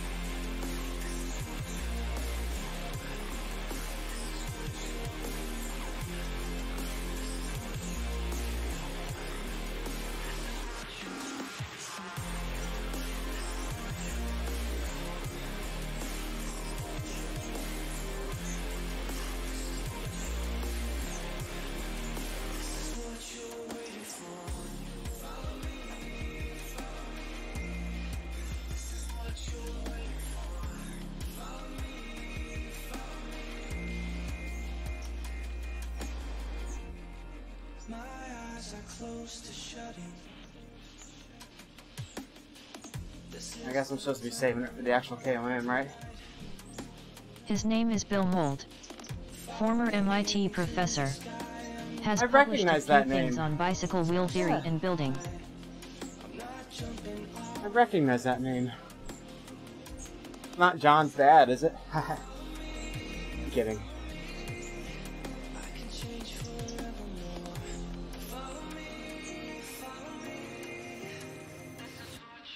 But I do recognize that name. It may just be because of John, though. Don't think so.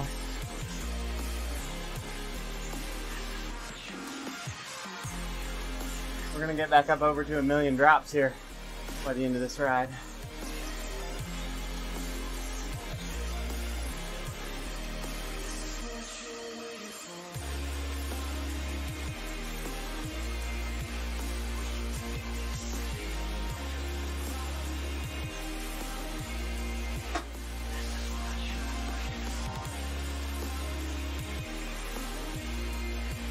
Four watts difference on this segment for what, 35 minutes now between the kicker and the pedals. Got a 4 watt difference in average power.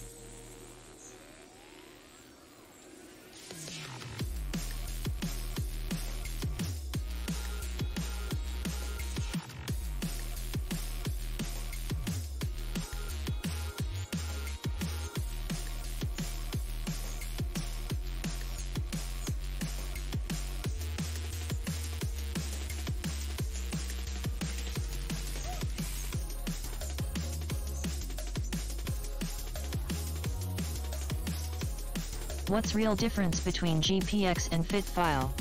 A GPX is only GPS and speed information. A fit file can have heart rate, power, all the other device info on it. In between that, you've got a TCX. So a TCX is the old Garmin format before a fit file. And it stores data similar to a GPX, but also allows for the other data streams in there, power, heart rate, all that stuff. But a GPX file is simply mapping, nothing more. So a GPX file would also be like used for a vehicle turn-by-turn navigation type file. It's more of a mapping standard, not a fitness standard. You got to get to a TCX or a fit file before you get the true fitness data streams added to the file. So if you download a GPX file, it's going to strip off a lot of your data components that aren't mapping related. I think you'll still have pace or speed and time but you're not gonna have power, heart rate, cadence, any of that stuff.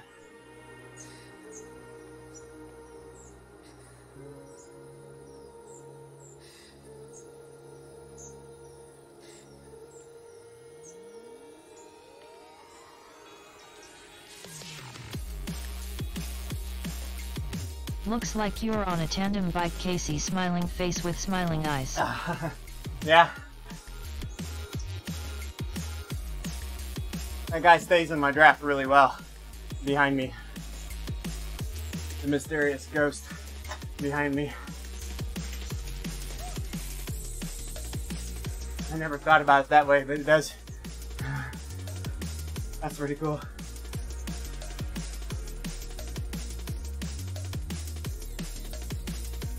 Hey, I have another question. I am thinking about streaming some of my sessions. How did you make your setup with the fan and trainers so quiet? So the fan and that stuff. That shadow is trippy. It's a setup.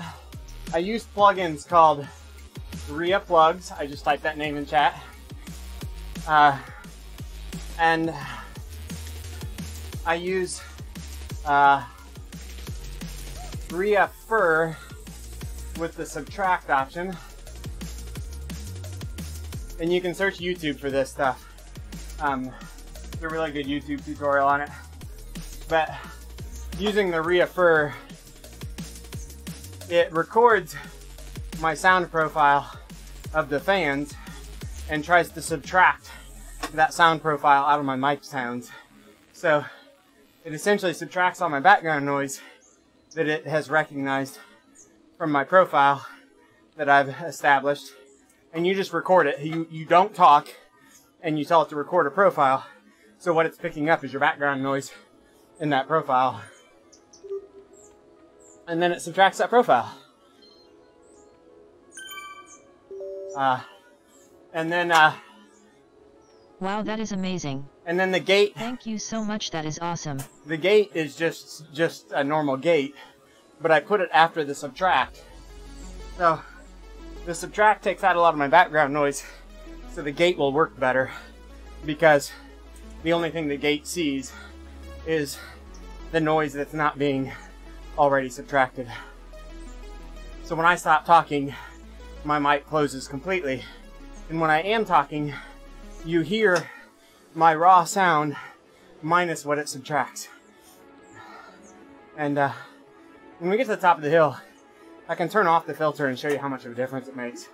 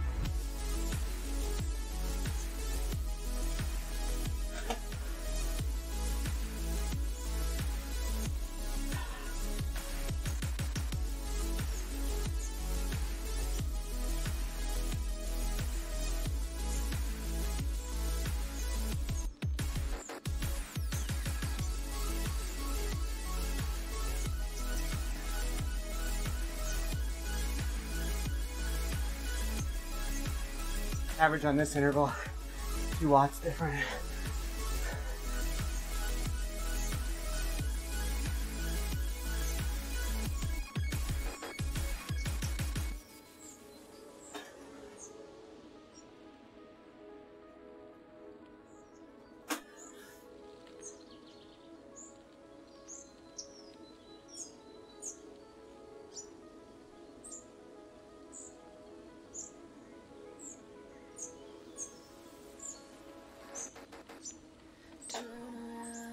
You're riding for 4:30 minutes?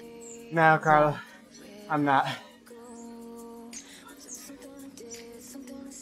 I'm manually going through the different free ride segments just to calculate average power.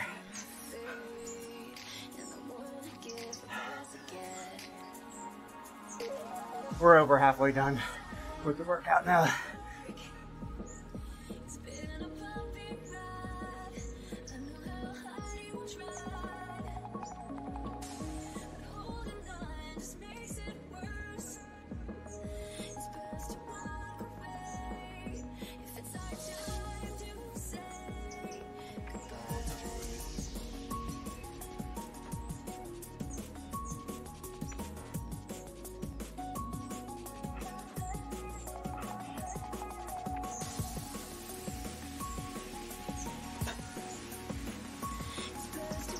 You got a 336 average on the pedals. Just so you know, 337. that's not what my voice sounds like in real life.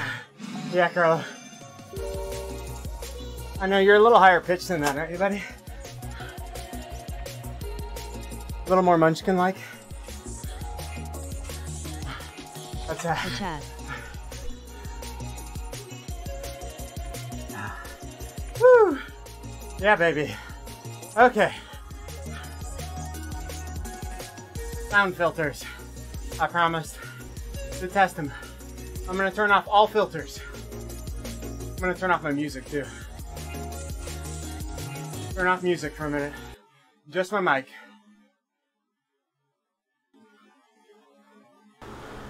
Okay. All filters are off. That subtract filter I was talking about, I'm gonna turn just that one filter on. So that's the subtract filter on. Cuts out a ton of my background noise. And then here, when I'm quiet, you can still hear a little bit of background noise, but not much. Now I'm going to turn my gate on. And now the background noise completely disappears when I stop talking. So those two things stacked is what gives me the good mic stuff. And then the other piece of the sound, I'm turning my music back on. I've got ducking turned on for my music. So when my voice activates, my music gets a tad quieter, based on the volume of my voice. So that ducking allows me to keep my music up a little bit higher, but yet my voice comes in over top of that because it bumps that music down just a little bit when I talk. Okay, I gotta send a text quick. Oh no, keyboard.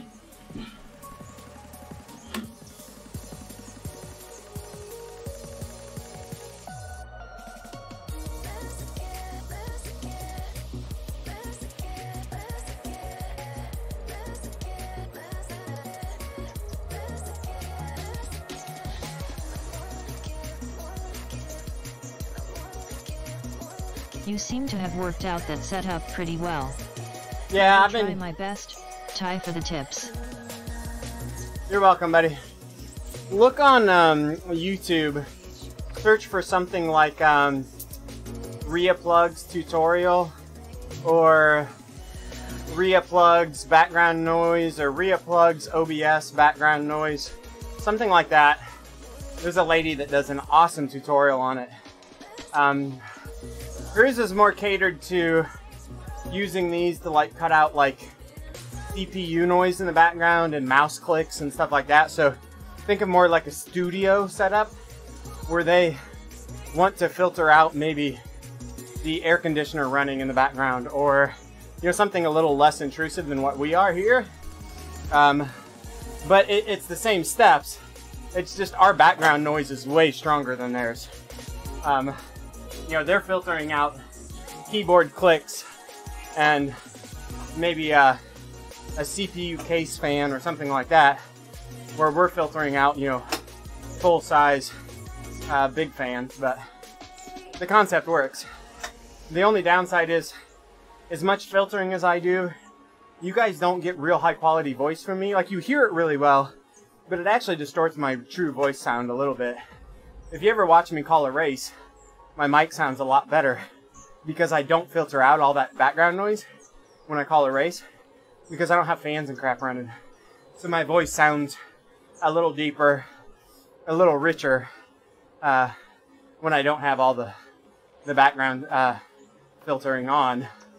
But it's still great for communicating with you guys in this format, for sure.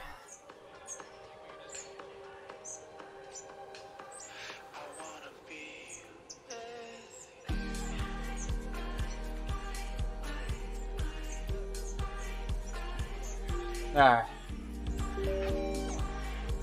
Next one, we're gonna go back to zone 2. We rested down the hill.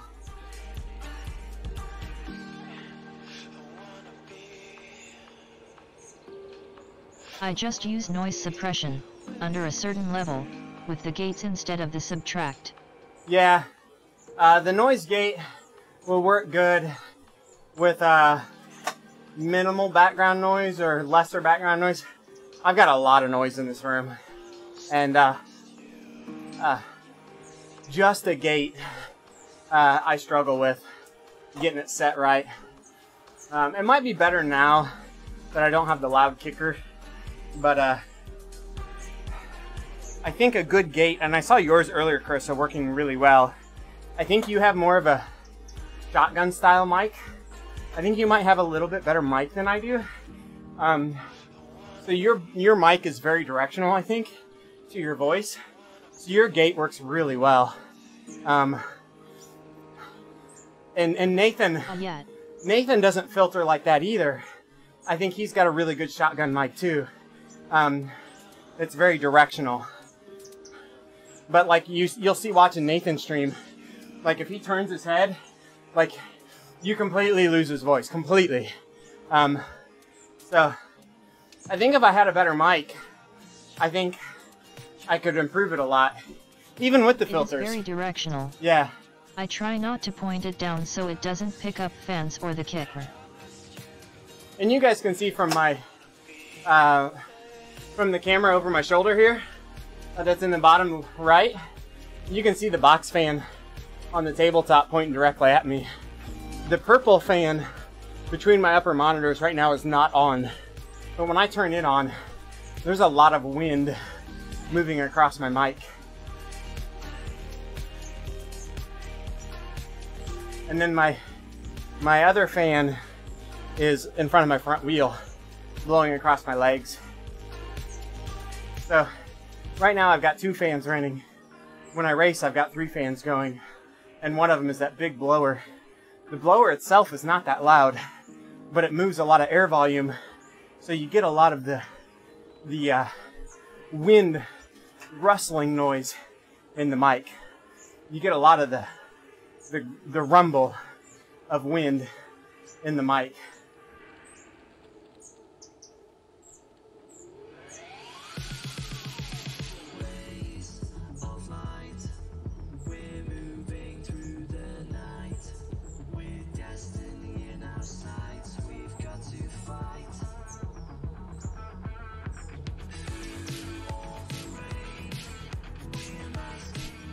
Carissa's, yours does sound really good though.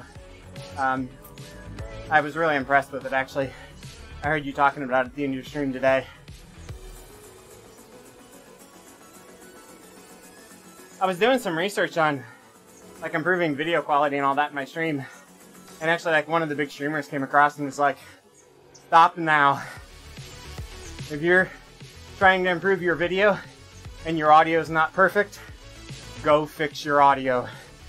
People will leave your stream because it sounds like crap before they'll leave your stream because you have minor, you know, blurriness in high movement areas. Good point. You know, like, as long as my video isn't stuttering. Carry Star 86. Yeah, even if you're, as long as your video is not stuttering and it's smooth, if it's a little blurry or a little less crisp, you're gonna run somebody off with bad audio long before you are that video imperfection. As long as you're not dropping frames and doing big pixelation stutters and stuff like that, man, audio's king, I think, on keeping viewers, interacting with viewers. What's up, Frank? How's it going, buddy? I'm doing long ride, zone 2 on the flats, and zone 4 on the climbs, resting on the downhill, doing the triple loop course.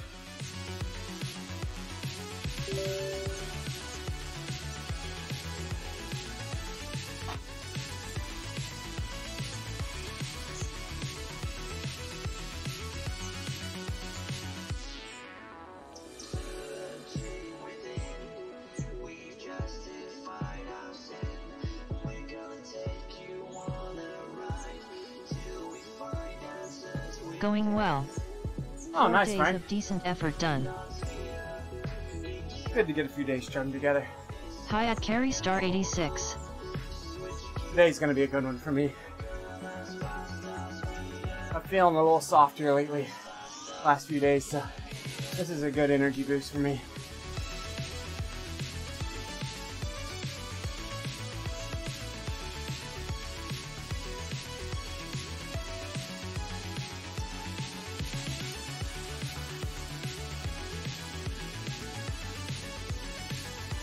I want to get my lighting better while riding, but lights are hot. Lights are hot. I'm just using simple desktop lamps with compact fluorescent bulbs in them to improve mine a little bit, but it's not great.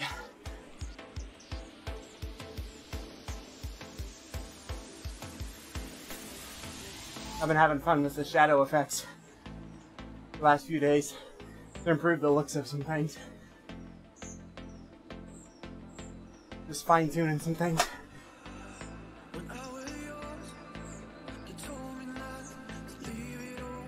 LED lighting, much cooler. Yeah.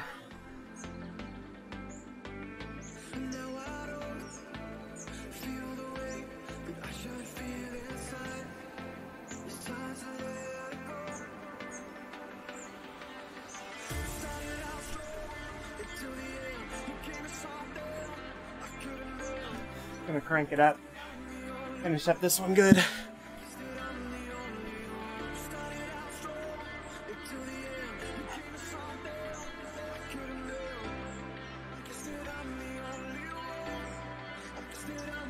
Yet I have LED in my lamps but not the ceiling light, so I leave that off. Careful for lead poisoning.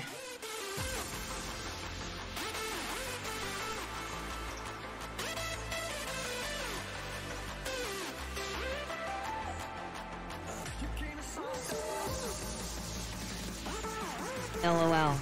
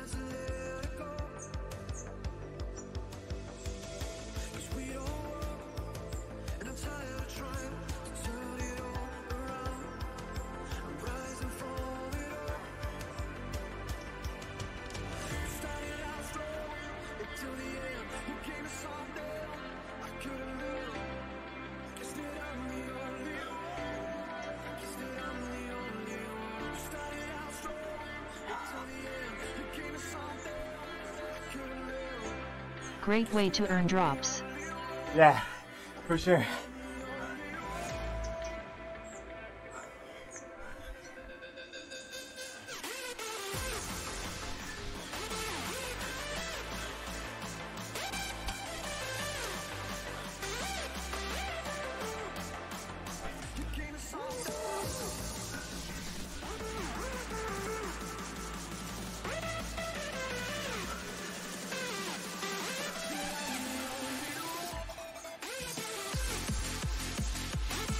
Maybe it can't pronounce it LED.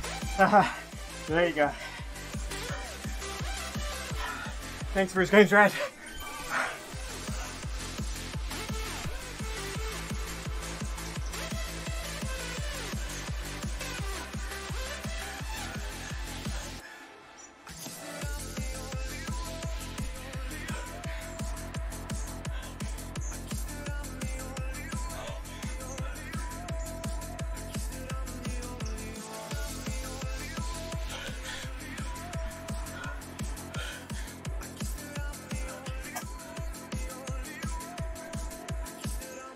Maybe it can pronounce my name Matyas.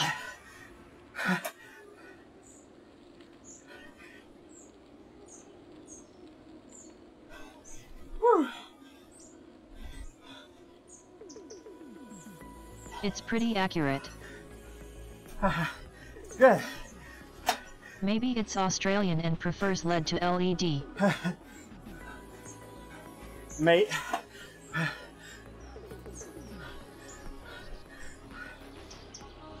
.357 average on the pedals. Pedals and kicker match well on that one. So it seems the kicker's 3 or 4 watts high on the zone 2 intervals, and they're perfect in the zone 4 intervals.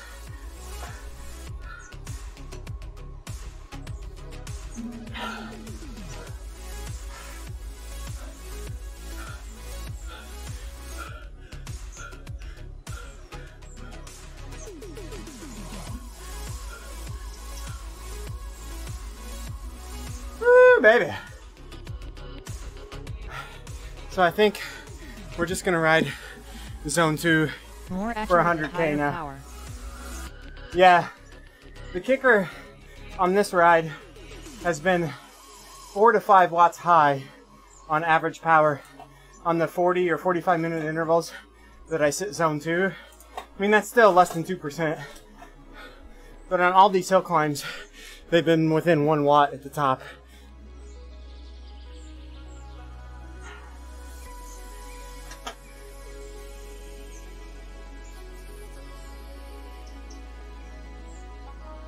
And honestly, for me in a race, you know, saving me 4 watts at 240 is not a big deal. Being spot on at 350 is important. So it's definitely a tolerable comparison for sure. Right. 4-5 watts, it's not a lot. Right, exactly. It's still less than 2% at those numbers. Any idea how accurate Neo is? No Any calibration needed for the Neo. Neo is known for being the most accurate, and being no calibration, the most trusted. I think in general that's true. The biggest complaint about the Neo is it kind of smooths or averages the power slightly that it reports. So in a real high burst sprint type effort, it doesn't react really well. So if you see an opponent sprint the Neo, and you sprint on a Neo, it may take an extra second for you to get that power broadcast to Zwift. So your reaction time is like a second behind what it could be on another trainer. That's really the negative to Neo. It's accurate, I mean, it's great accuracy, But man, that 1 second in an attacking style race can be oh so crucial when you need to cover a gap or respond to an attack. How often do you calibrate your kicker? Every couple weeks, probably. I think that is the default setting of 3-second averaging. This isn't the Zwift default averaging I'm talking about either. This is something in the Neo firmware that you can't adjust. You can't take it away. It's just, it's at the core of the way the Neo works. I think it's still a software related thing, so Tacx could fix it maybe, but the user can't configure it out of it. There's also the tire slip feeling at the initial kick on the Neo, if you really get the neuromuscular firing suddenly. Yeah, there is some less than perfect. Yeah, when we're talking about Neo accuracy, it's great. No calibration, all that stuff. There's still a few little nuances to the Neo that I prefer other trainers over. Yes, I've noticed that too. The sprint, the hard out of the saddle sprint on the Neo doesn't feel as good as the hammer and the kicker. And those are the two that I know the best. And like I said, that response time is a little bit delayed on the Neo. Those are probably the two downsides. Both pretty minor. But Neo is still a fantastic piece of equipment. And I like them very much. The issues with them, or the cons, I would say, aren't especially with the road significant. turned on. But the lack of a real flywheel versus the electronic flywheel is really noticeable. The real flywheel on the hammer and the kicker just feels so much better. Especially the hammer. The hammer feels fantastic. Hammer has some issues too, but it feels great.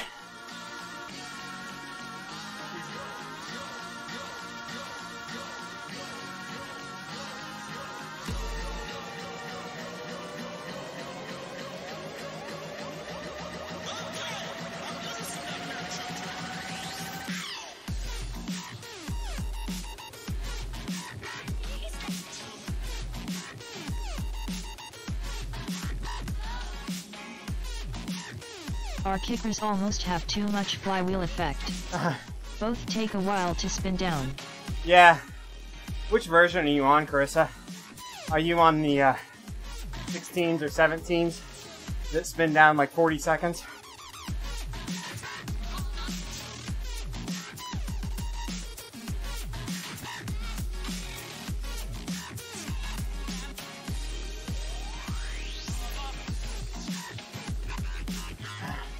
Old with new firmware, okay. I think. Yeah. With new firmware. If you hit a sprint right when the road feel kicks in, it really slips. Oh, interesting. Well, because this...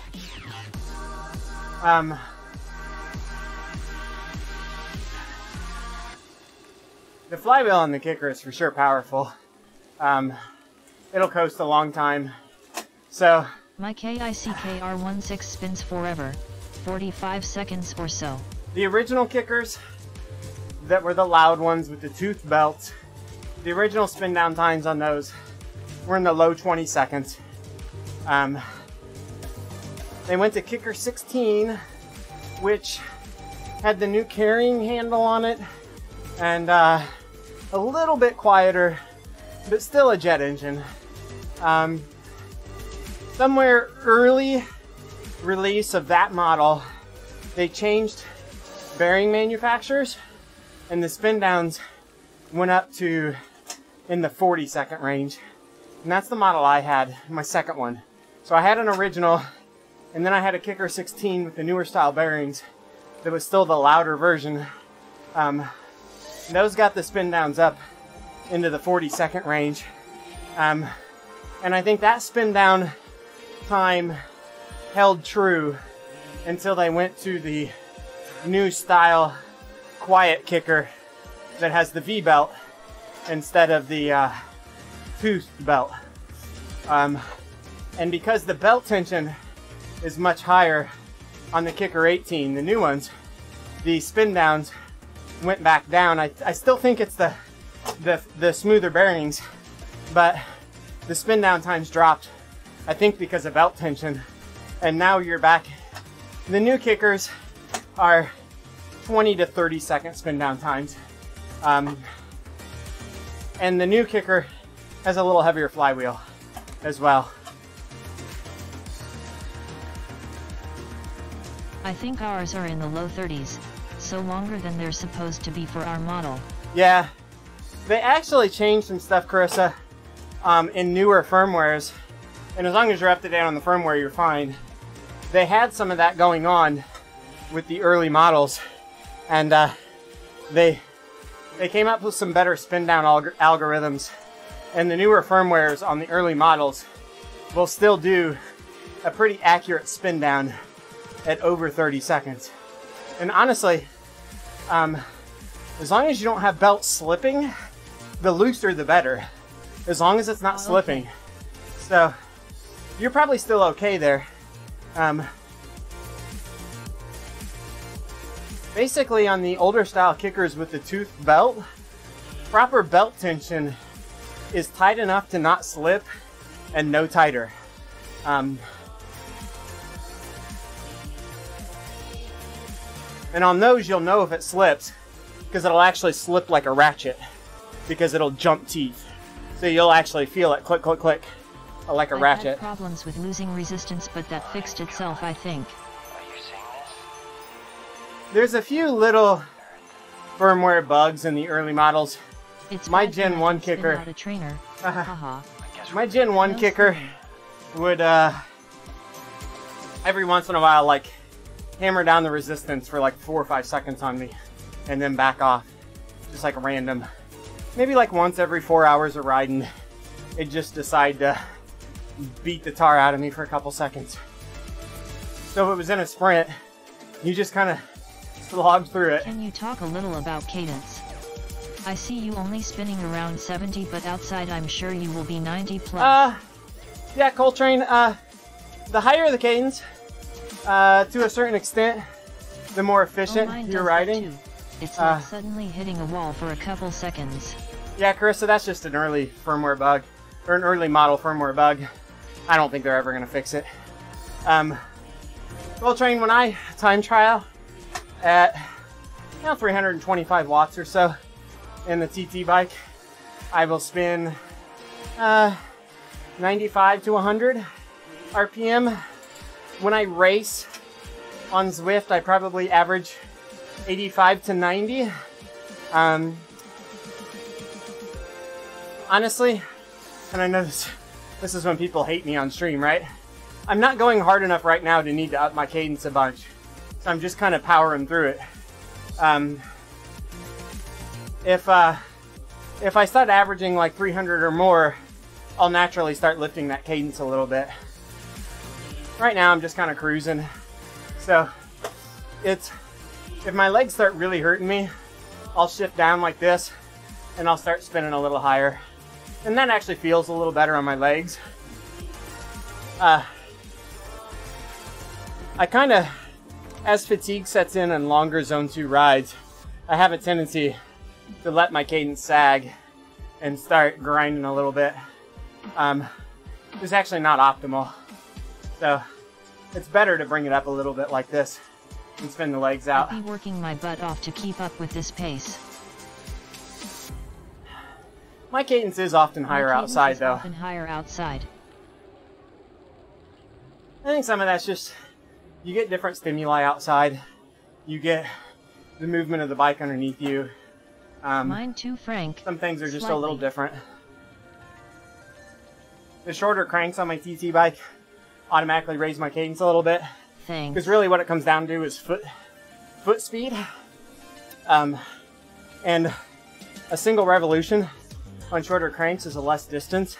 So you actually naturally increase your cadence just physically on shorter cranks, because it's really about foot speed.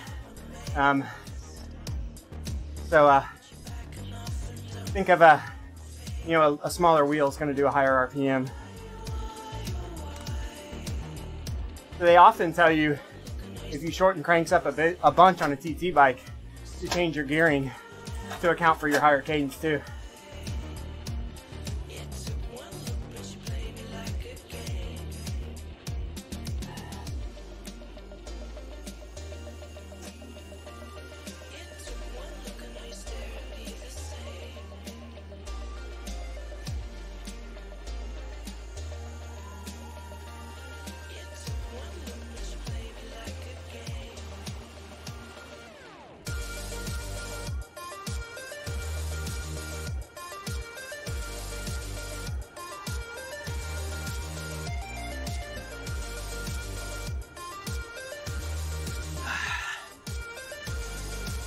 The last of my calories in.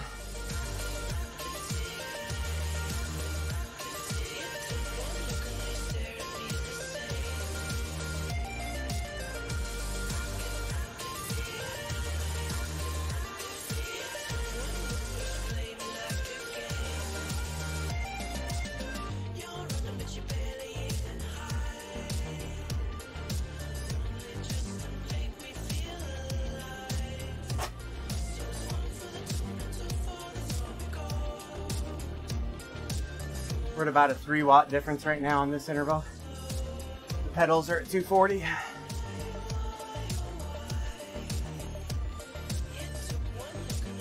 And we're about 11 minutes into this interval.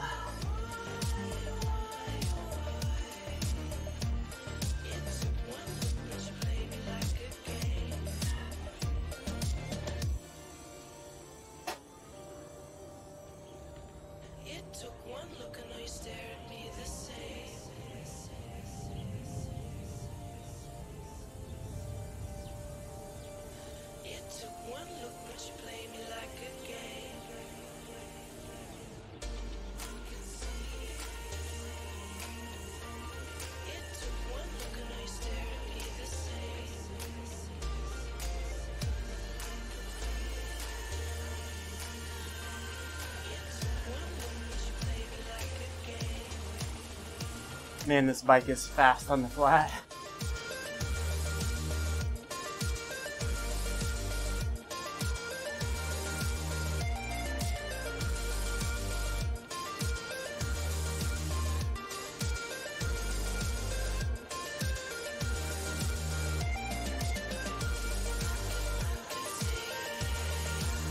It's almost unfair how fast this bike is.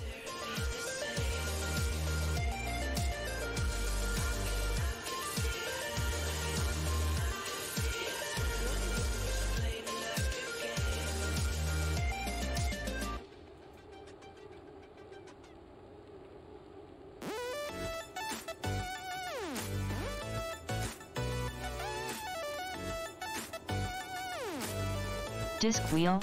Yep. Cervelo P5X 808 disc.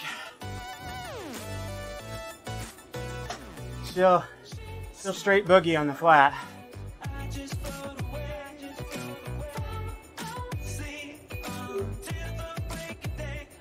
Thanks, Matt.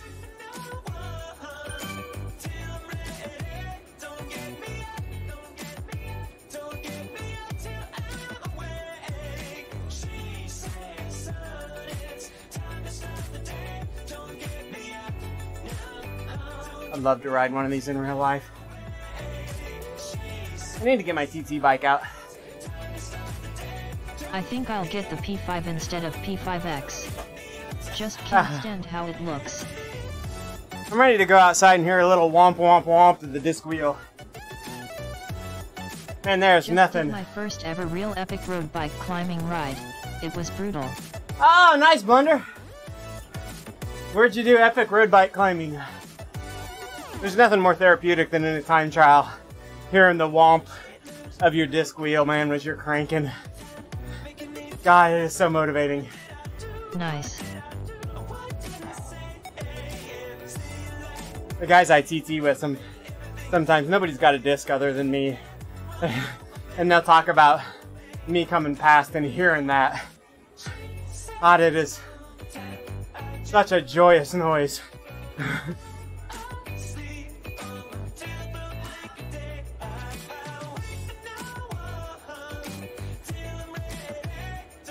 My gears are not good. I was forced to stand a bunch. I nearly quit a couple times. Hey man, but you didn't, right? You didn't quit. I've done that before. I'm mad during the ride because I'm like, damn it, I didn't gear properly, this sucks. And then I go home and I'm like, yeah baby, that was epic suffer. If I had more gear, I wouldn't have suffered that bad. But suffering makes you stronger. So, you overcame.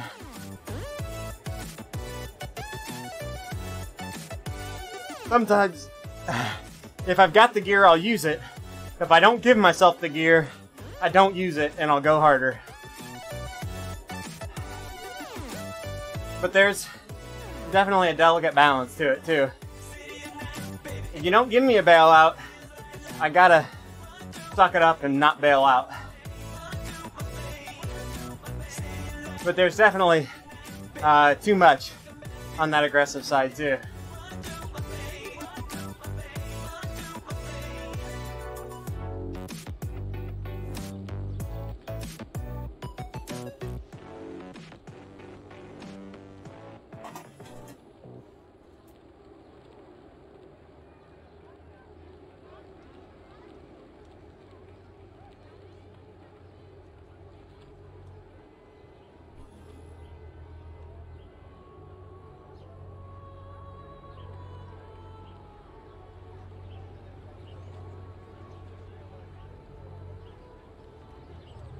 Do you do any calorie tracking? If so, do you find that converting watts/hour to calories/hour is accurate? I do calorie tracking, absolutely. MyFitnessPal. Was about 10 miles up and 3.2k feet. Oh, nice, Blender. I do calorie tracking. MyFitnessPal. I track calories, and I track my training peaks. Syncs with MyFitnessPal.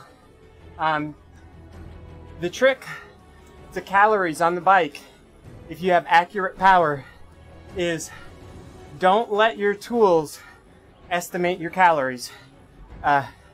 Calories should equal kilojoules if you have accurate power readings. So, for example, my outdoor head unit will estimate a ride calorie at like 900, but my kilojoules will be 1600. Because I had a really low heart rate because I'm really fit.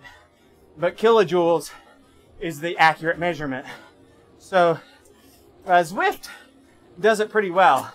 So when I upload my Zwift rides to Training Peaks, the calories and the kilojoules are within a couple of percent, so I don't adjust them. But when I upload my outdoor rides, I'll adjust my calories to match my kilojoules, because that's actually a scientifically proven correlation. There's minor personal deviations from that, but within a couple of percent, kilojoules and calories should be exactly the same when kilojoules is calculated off of an accurate power meter.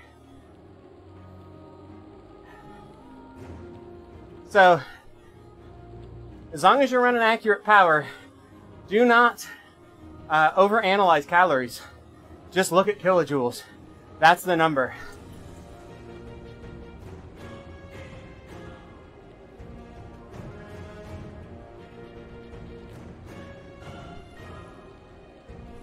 So, that's your science corner for the day. Training facts. I actually submitted a ticket to Garmin because I was frustrated. So you just take kilojoules as calories for outdoor? Yep, exactly, Matt Jazz. If you have a power meter outdoors, just okay. I have power indoor but not outdoors. Yeah, Porch Cat. So, if you're really fit, like for me, their estimated calories and my kilojoules for outdoor rides are completely wrong. And I actually submitted a ticket with Training Peaks, I think it was. And I was like, why are you letting Garmin tell you the calories when you know I've got a power meter and you've got kilojoules? And basically what Training Peaks said is our system is set up to calculate calories from power if the fit file does not give me calories. But if the fit file gives me calories, I use it from the fit file, which Garmin and Wahoo are both estimating calories in their fit files instead of calculating them scientifically from power. So I think Wahoo and Garmin need to improve their head units to be intelligent enough to do calories from watts and kilojoules. Is possible to disable them on Garmin?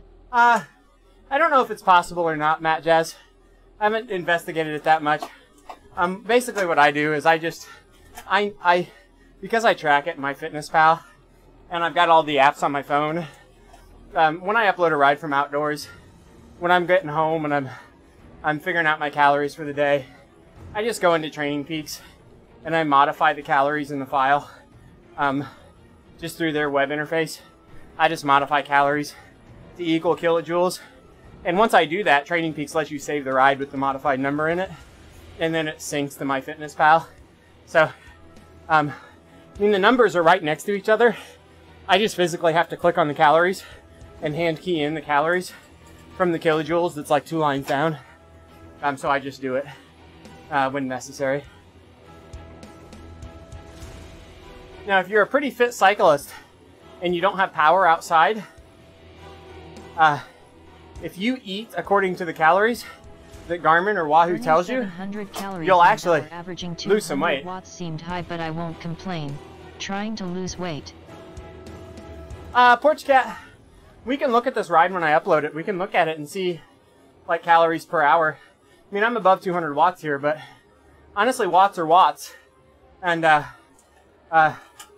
you should be able to estimate in kilojoules, 200 watts for 60 minutes, what the kilojoules is.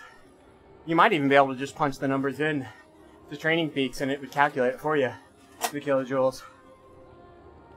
I trust the science. Was just surprised. Yeah. You burn a lot. I mean, how many watts how many calories do you think this ride is, guys? I'm gonna be 245-ish, 250 on the clock is probably what I'm gonna go for here, and average 250 watts.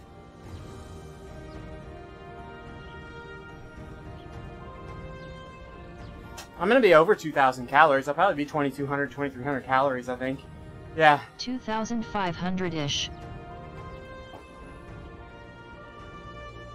We'll look if the Wahoo calculates. I'm recording the pedals here on the Wahoo. I might be able to look at the calories on it and give you a comparison of what Wahoo thinks it is versus what Training Peaks does. My Zwift rides upload with proper calorie estimations in them. It's the head units that don't upload proper calories. I think it's because I don't think Zwift puts calories in their fit file, so Training Peaks calculates it. I wish I could turn calories off in the head unit. Maybe that's a feature enhancement we need to select. So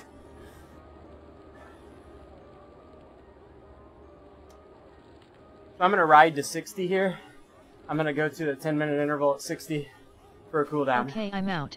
Have a good rest of your ride. See you, Krista. Have a good Sunday evening. I know I am. My kids are coming over. Kids are going to be here in a little over an hour for birthday dinner for my daughter. So, good to see all my kids. One more mile, and then we're going to cool down. Oh, happy birthday to her. Thanks. She's a good one. Well, they're all good. It makes me feel old, though. She's my little adult. 22. 1 semester left at college. Gonna be my first college graduate.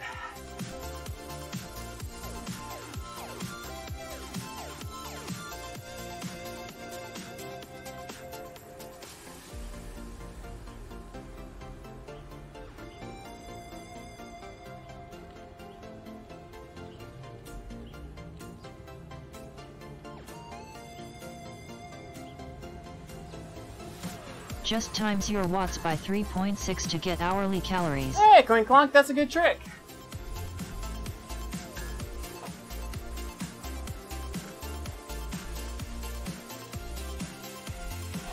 We'll test that here.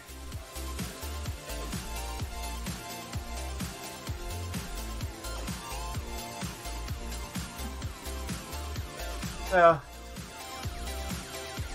let's say we do 250, 3.6. That's 900 calories per hour. At 3 hours, that'd be 2,700 calories if we did a full 3 hours. So, 2,500 would probably be pretty close. So if you ride 200W for 1 hour, you get 720 calories. Yeah, that's how I got to my numbers. That feels pretty accurate. Energy equals watts x time in seconds. Ah, look at my science, guys! Nice job. Alright, let's hit the cooldown here. We're going for 100k here today. Hitting the cooldown.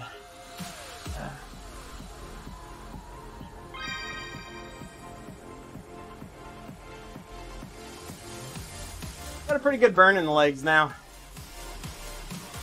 Starting to suffer at the end there. That was pretty high zone 2 on most of the flats. I was holding it pretty high.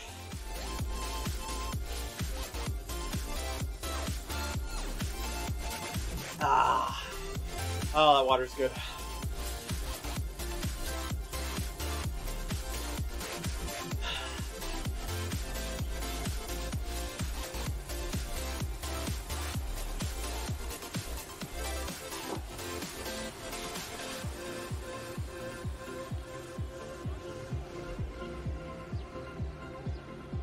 Yeah, I don't have calories displayed on this one.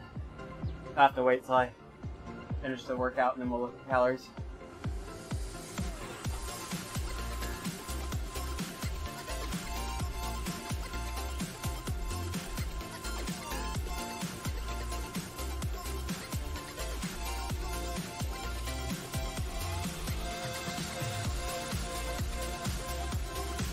The other thing we'll do a spin down on the kicker. It's been about 2 weeks. We got her nice and warm, which is usually where I have the best luck at getting really good accurate spin downs. So this will be a good time to do a spin down on the kicker as we're finishing up too.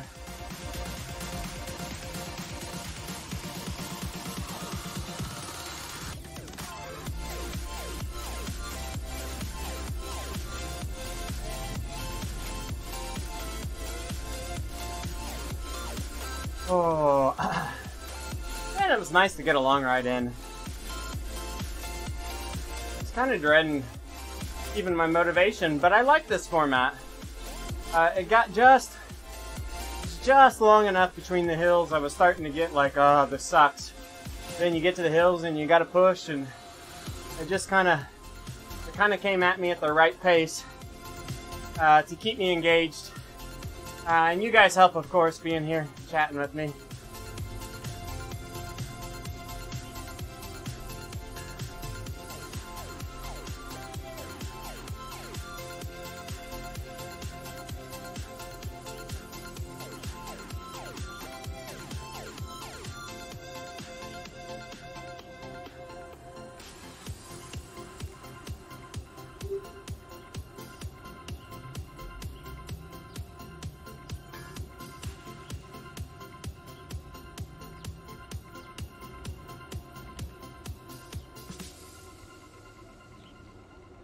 I wanted to go long yesterday. I quit at 67 miles though it was getting windy and I went too fast early. Didn't have my power meter data that ride. Yeah. 67 miles is still good though. That's long. Not short, that's for sure. It's a good ride. It's interesting indoors, you know, we don't really take breaks, we don't coast, we don't stop at stop signs. So, like, this is a pretty, you know, this type of ride here burns a lot of energy. Outdoors, I do a little more distance than this. And fit file for one ride and realized that GPX file got almost doubled max speed. Yeah, that may just be a calculation anomaly or something, Matt Jazz.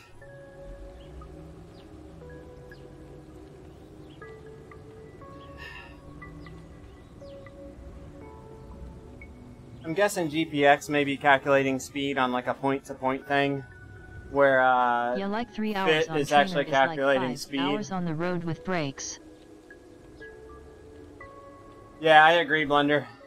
It's just there's a lot more natural rest and kind of relaxation periods on the road.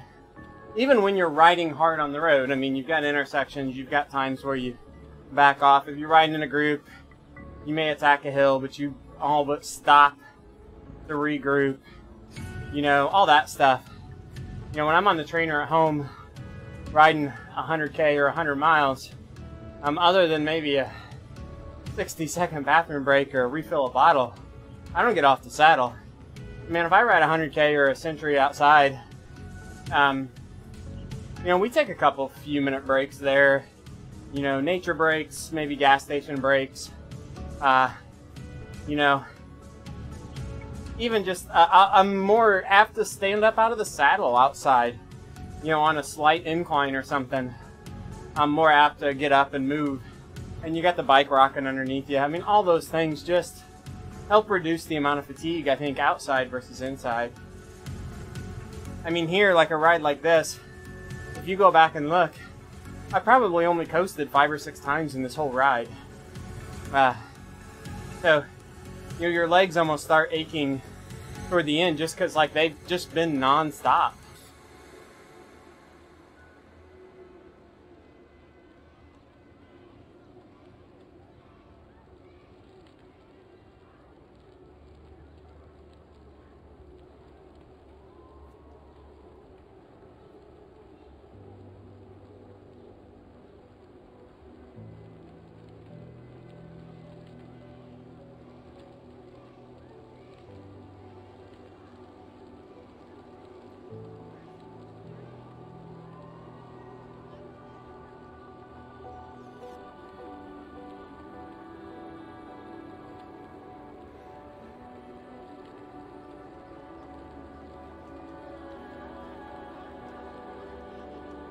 Got spot on 119 average on both power meters here too. So like that middle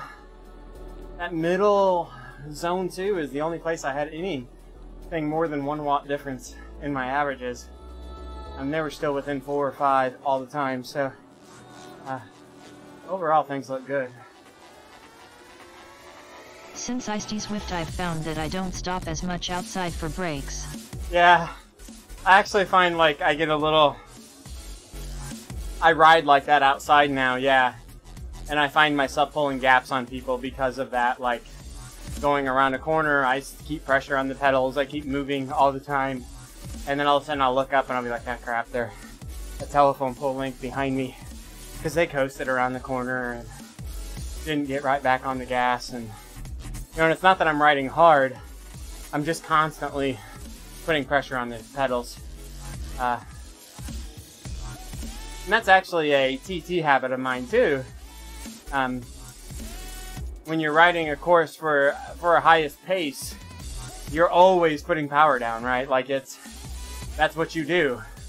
And on those corners and those sections where other people may naturally back off just a little bit, every one of those sections you're gonna gain, you know, 50 meters because you did a little bit of work there, and over a course of a race, maybe even like a 40K, all of a sudden you've gained 30 seconds, just because you never took that time or that little cat nap, that little rest in the race.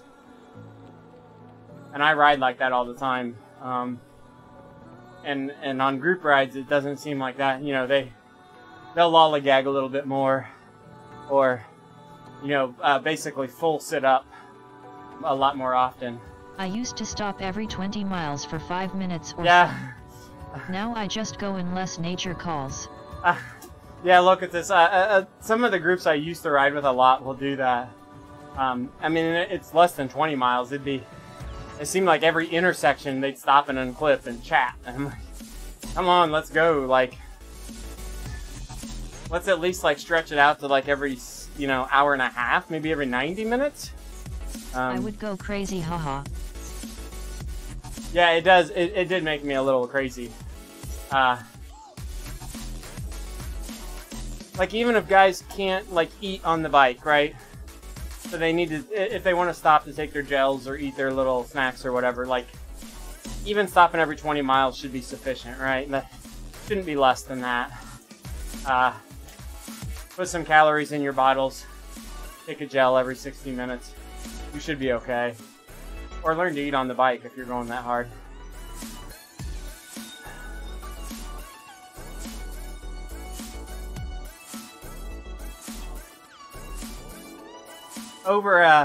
If you got really hard ride outside, are you more careful on what kind of food you eat? Like carbs, proteins, or fat? If it's really hard, yeah, Matt Jazz. But I rarely ride really hard. I mean after ride. Oh, after the ride?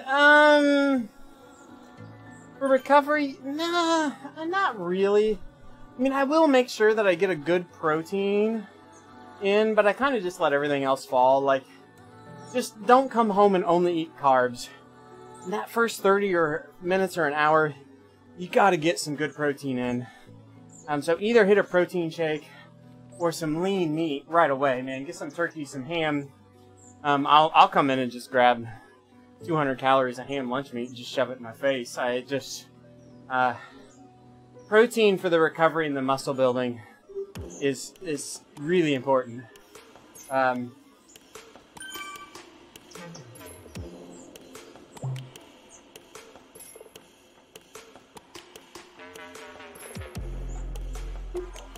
we're gonna save and exit on this one. And oh, I cramped up.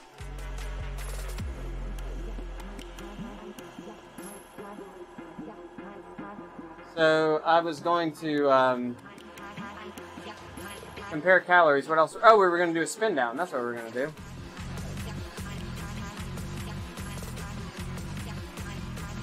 Let me get the spin down stuff going here. I knew there was something I was going to do before I got completely off the bike.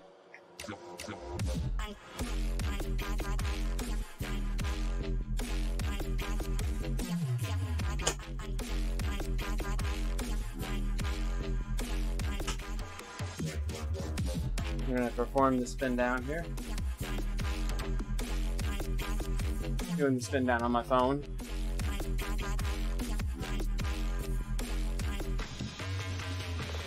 So you are not looking on protein/carb ratio like 80% carb, 15% protein, 5% fat? Not real careful, Matt Jazz, no.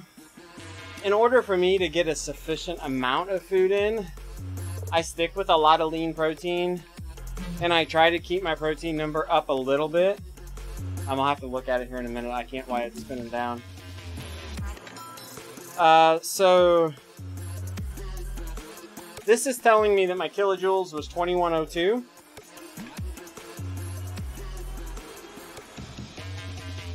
And it's telling me my calories were 1733. So calories to kilojoules isn't way off on this, but it's, what, 21 versus 17? We're 400 calories off on those numbers. And that's on the Element Bolt. Spin down complete, 28.9 seconds at 115 degrees for that. Let's go over to Training Peaks real quick and see what it uploaded there for kilojoules versus calories.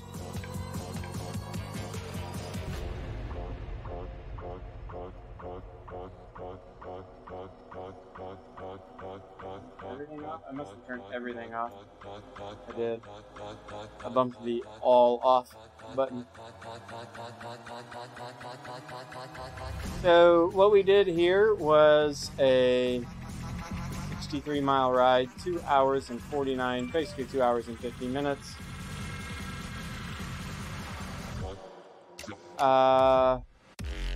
It says 2,200 calories, 2,300 kilojoules is what it's saying on Training Peaks.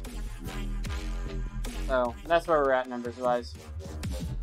So alright guys, we're gonna check to see if anybody is streaming and call it quits for the days, but I appreciate everybody hanging out. It's been a lot of fun. Looks like nobody's out there, so we're calling it quits. CYA. Thanks for hanging with me today, and we'll see everybody tomorrow. Hope everybody has a good Sunday night. And ride on.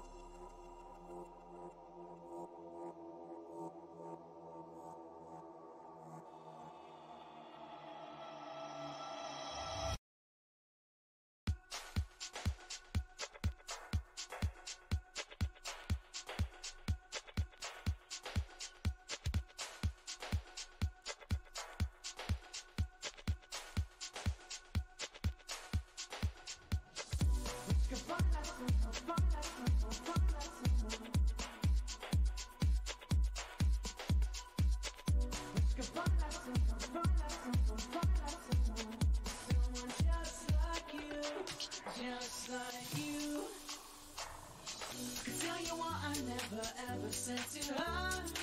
But I can never love, no, I can never love. I can do the things she wants and things I think with her. But I can never love, no, I can never love.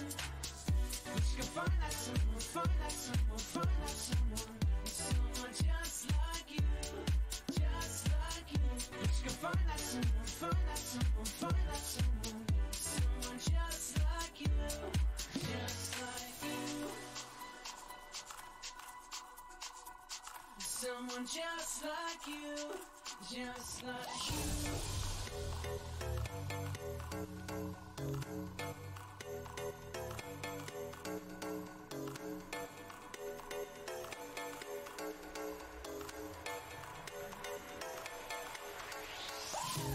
Wish you could find that someone, find that someone.